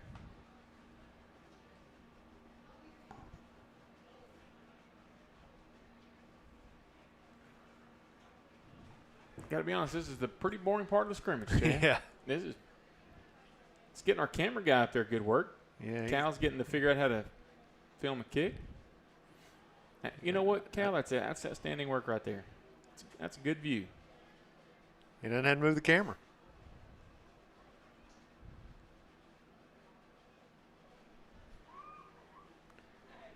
We're going to figure it out on the punt. He was. Well, that's a challenge. That is. It's when you've never really done it. Everything's moving the whole time. Are they going to do kickoff too and cover or not? I don't think so. It's not on the list. It just had punt and extra point. Just had punt and extra point. Extra point, yeah. It does say in the live quarter, turnovers are live. Okay. All extra point field goals are no rush, no punt return, and kickoff and kickoff returns are not live. So they'll cover it, but they can't return it. And start at the 30. Yeah. So let's see who. Body? It looks like Body, doesn't it? Thought Body was the holder. Yeah, Body's just the holder. Okay. This is Lake. Hudson Lake, the freshman.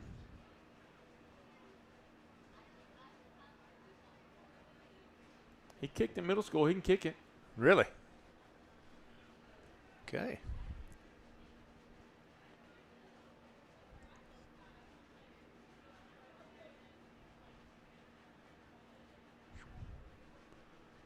Okay. Kicking on a Thursday is a little different than kicking on a Friday night. Yeah. But, right. Look, he made it.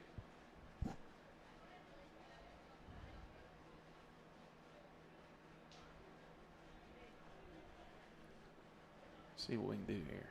Oh, ooh. Fire. Let's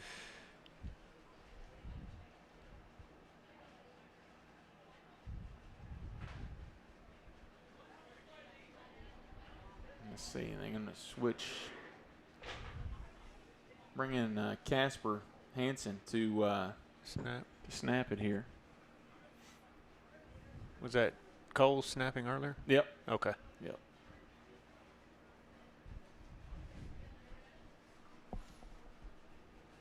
Let's see here what we're going to do.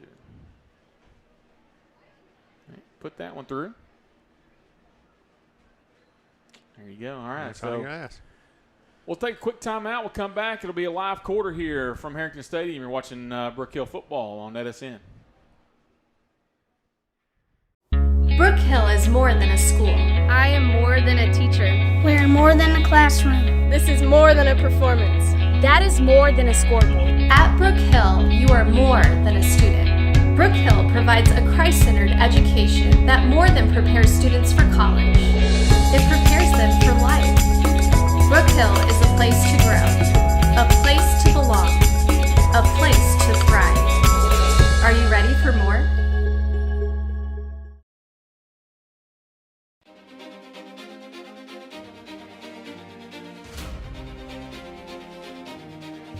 Texas, it's football season. The lights, the crowds, rivalries. Every Friday night is game day, but here at CDL Training Academy, when it comes to your future, every day is game day. Just like on the football field, success behind the wheel of a commercial motor vehicle takes discipline. That's right. Focus. That's right. And safety. That's right. That's why we don't just train drivers, we train champions of the road. That's right. And here's the win and play. We're a TPST certified school. That means when you're ready, you don't have to wait for the state. You can test right here in-house. No delay of games, no flags on the field, just results. That's right. If you're ready to stop sitting on the sidelines and start moving your career forward, the season starts now. Get trained. Come on. Get tested. Come on. Get on the road with a career that pays like a championship win. That's right. Don't wait till next season. Come on. Call CDL Training Academy today and start your CDL journey, because in Texas, whether it's football or trucking, we play to win. Go Five Win. Visit our Henderson, Texas office or online at cdllearn.com. All right, back here at Harrington Stadium as we're getting ready to start the live quarter, and it looks like they're going to do you're going to kick it. And Lake gets the kick away. Bullard will field that kick off at the 20, and we will start the quarter with Bullard on offense. So I'm going to try to reset the score here. There we go. We won't have the clock on. So in all this process of the new scoreboard and the old scoreboard, we don't have the ability to have the clock on the scoreboard tonight. It'll be up there when we go next time, but we'll update you on the score, or on the time at least. And we will be ready to go. So the clock says 10 minutes, Chad. I'm curious if we're going to play 10 or 12. Looks like 10. So 1st and 10 for the Panthers. Ball at their own 25.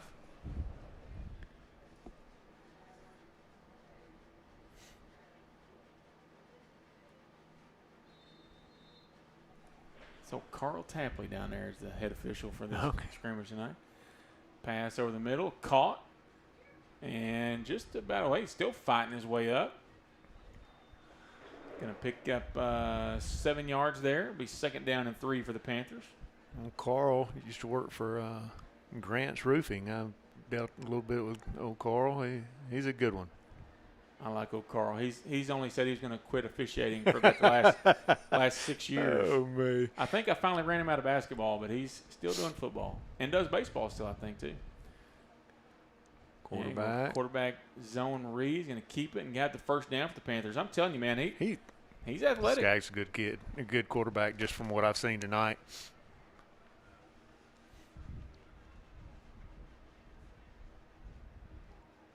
So it'll be a 1st and 10 now for Bullard. They're playing with a little bit of pace here. Ball at the 37. Completely opposite of what we thought their offense should do, right? Yeah. That's borderline. It's so high. Quarterback goes down. You think but that's a loss of loss of 8 on the play. I think it was 2nd down and 18. Hey, when you can knock them back 8 yards on the first play, that helps. Right there, I don't know if the quarterback thought they were going to blow it dead or, because they did in the scrimmage part of it. Mm-hmm. Yeah, completely live here. Quarterback, once again, a little pressure, pulls down, runs. There's Greg, and then met by, who is that? Is Larson again? Yeah, Larson Morris. Nice. Brings him down after a gain of 7. It's going to be 3rd down and 11 now for the Panthers. Clock at 8:30 and counting. That's the one thing about this. If you get the ball first in this quarter and you hold it for any length of time, the poor offense, they don't get much out of it.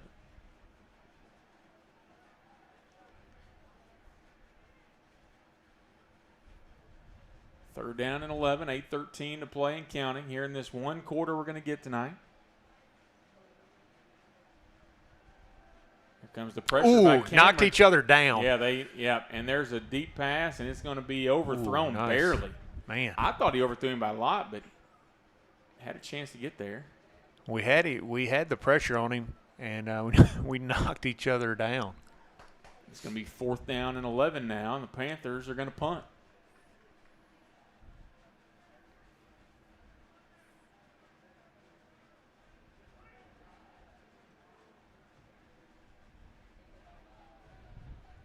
Need one more out there. You only got 10, guys. Yeah, there we go. And so the punts, they're going to kick it, but they're not live. They're not going to be returnable. I think I saw in the script, 10 yards of a cover and then be done. So Brook Hill's going to get the ball wherever they field this at. That's a good kick right there. Wisner at the 34. All right. So, chance at a game speed here, game-like situation for this Brook Hill offense.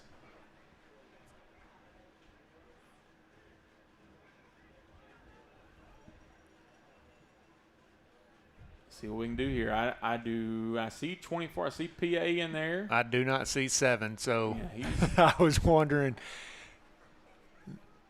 He might have got just a couple of touches in the scrimmage action and save him. Well, he's over there in that area where, guys that, be ready. Yeah. Taking shot. Oh, nice. Ooh. Almost with a nice catch there. Wisner. He got hit pretty hard there, too. Got right back up, didn't he, though? He's a tough little joker. Loves his Dallas Cowboys. Me too, Drew. Me too, Drew. They play tomorrow night. Preseason game number 1. A lot of guys that will never wear an NFL uniform again will be playing tomorrow night. But they wore one more time than me. I'll take it. 7:49 to play in this one quarter. 2nd down and 10 for the guard. Ryle now setting up a screen. There's going to be a holding call there as they try to get it to PA, but we're going to get a hold is my guess from where that flag is thrown.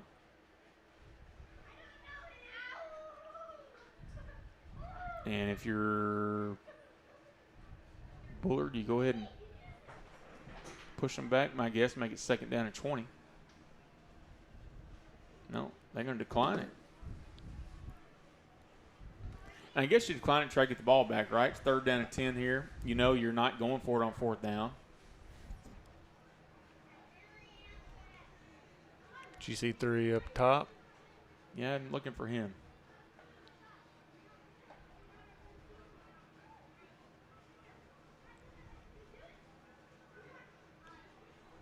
And nice play and a first down. Got it to body. Good to see him out there healthy, moving around too, man.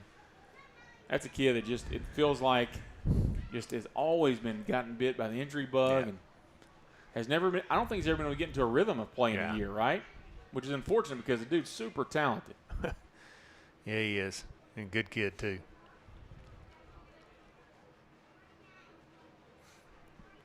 Well, they 1-on-1 up top. Oh. Yep, that's what he does. What there a he block. goes. Let's see. Wow. That was a good block there. And who was it? That's Schluter. That's Schluter. And then 74 is Laurent.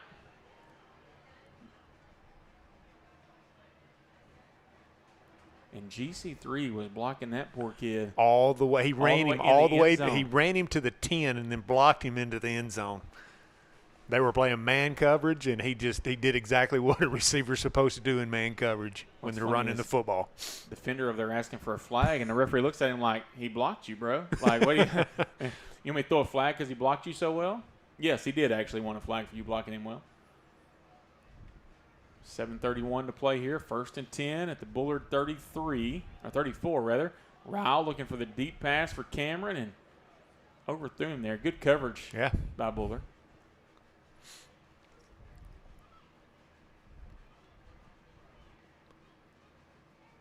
Couple of guys checking in here as Hanson and Cameron are going to check out.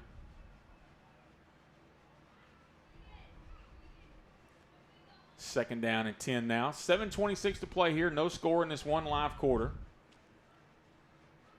Brook Hill won the control portion of the scrimmage, if there is such a thing, 2-1. Ryle has a design run. Oh, nice. 24 the lead block, and Ryle says, you know what, I'm going to – oh, now that's going to be a flag. Can't do that. Well, they're not going to throw it, but kid didn't like getting blocked and then gave him a little late shove.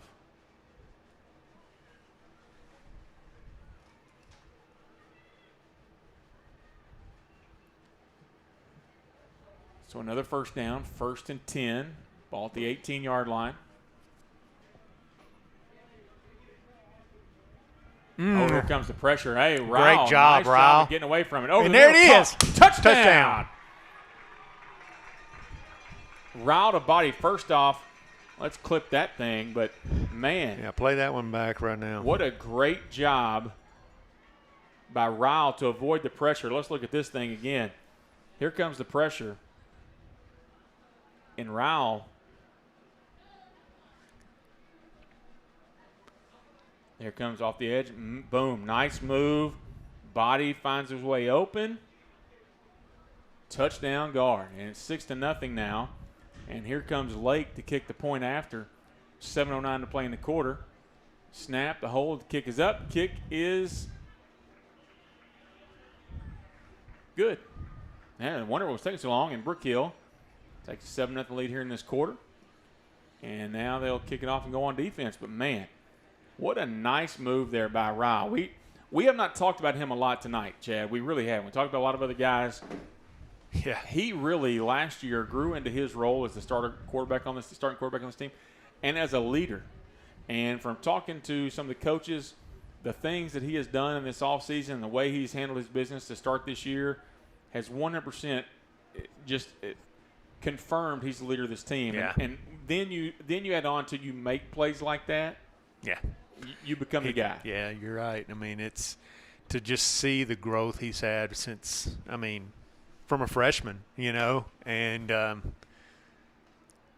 he's just a junior, right? And we get 2 more years of it. You got these guys a lot more, right? And you say it watching him as a player, but I've watched him grow up from a 6-year-old, 7-year-old kid. Yeah. I mean, that's been the fun part for me to watch Zach and how he's developed, not just as a player, but as a young man, and growing into being a leader and all those things. I mean, if he can stay healthy, he's got the opportunity to, somebody's going to, just because of his size and his arm, somebody's going to take a run at him. I say this all the time, and I don't know if it was ever a TAPS violation, so I'll say it now, but, man, we would have that dude sometimes just like when we were practicing with JV kids and we didn't have a quarterback that could throw it more than 3 yards. Hey, man, hey, Zach, come out here and throw these routes for us, please. Yeah.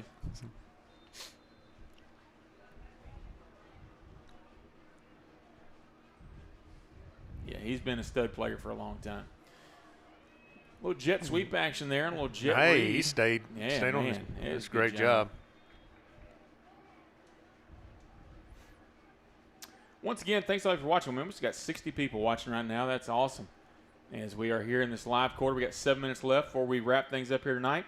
Let us know where you're watching from, who you're supporting. A lot of you have checked in tonight and enjoyed getting to see some of you and where you're at, and hope you've enjoyed getting to watch your young man play tonight. That's we get a chance to do this all season long here on NETSN. Thanks once again to Brett Sweeney and his group for all the work they do to help us get this out there. And hopefully we've at least brought you a little entertainment tonight. Sometimes scrimmages can be boring as Bullard tries to over the middle and it's an overthrown pass there, but sometimes scrimmages can be rough on broadcasters. And listen, this has been no exception. We've struggled a little bit. Rob just texted me and said his patience is running thin. He's not talking about himself either. No, he's talking about games last a little long for Cal sometimes. I tell you, we kind of laughed this summer watching the World Cup, and I mean the final whistle had not even finished blowing yet, and Cal was all right. It's done. We're finished. It's time to go home. Yeah, he's gonna understand. This takes a little bit. Second down and 10 here, and more of that jet action. I'm telling you, man, I'm really impressed with them schematically. Yeah. I mean, it's a lot of read stuff, a lot of movement that you really have to have your eyes right if you're on defense.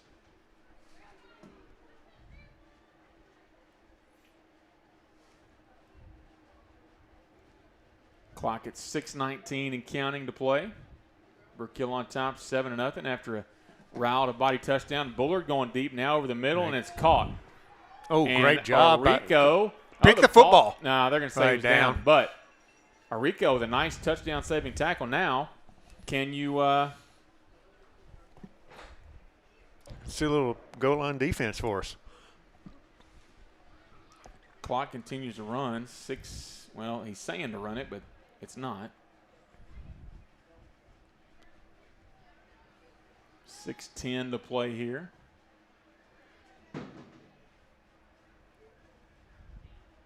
Guard on top, 7-0. Scored on their one possession. Bullard had to punt on their first possession. Split back action. We hadn't seen that look from him. Oh, ball Ball's on the ground. Quarterback picks it up and runs with it, and he's hitting Met hard at the line of scrimmage. He may actually lose a little bit. It'll be 2nd down and goal.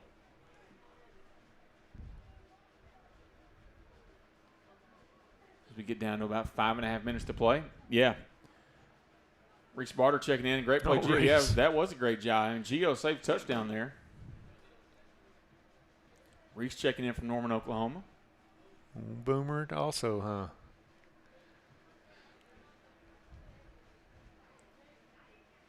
Bullard now on 2nd goal, design around the quarterback. Good idea because he's been their best weapon. Yeah. And he gets down to the 1. So 3rd and goal from the 1. Now, hey, look, this is a great defensive situation you're in here, right? And it's something that you don't get to work a lot, Nope. and you're getting live action on it. Well, here's the thing. When you go line, you may work on goal line stuff in practice, but it's against your younger kids, right? It's not the same look. Bullard's offensive line, while they're not massive, they're also not small. You don't get this kind of look in practice. And 78's a good-looking kid. And the quarterback. He's a big kid. Yeah, you don't get to hit your own quarterbacks in practice either. Now, my guess is he's going to have the football in his hand. Well, quarterback read, there's GC3. Got in. He just made a good play there. Yeah. And now we're going to get some flags over there on the far side. Nope, now we're going to get another flag. That's not good. We got to. Oh, now we got some more going on. Here we go. Yeah. This is what you don't want to happen.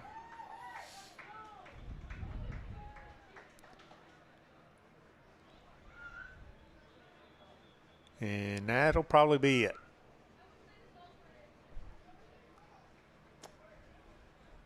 Well, that's unfortunate.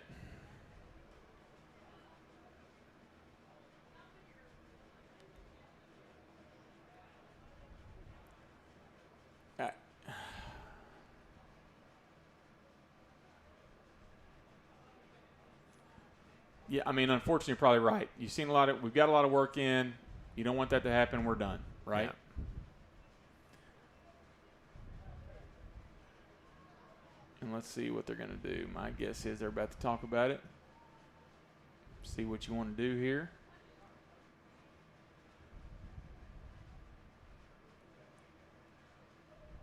And calling them up. That's it.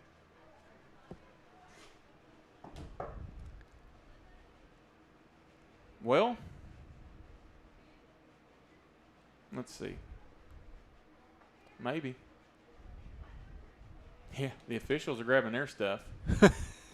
Okay, well, that's going to do it here from Brook Hill tonight. As Brook Hill and Bullard, look, they got a lot of good work in tonight.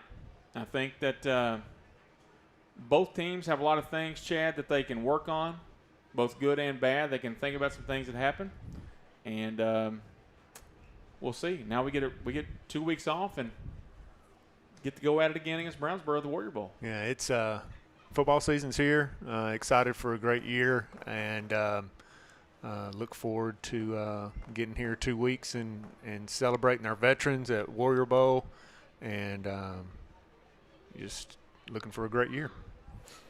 We appreciate you watching here tonight on NETSN. We'll see you in 2 weeks. Thanks to Brett Sweeney. Thanks to Cal Grubbs up on top. Rob Mullins for helping him out. For Chad Grubbs and Jeremy Herbert saying so long. We'll see you next time here watching Brook Hill football on NETSN.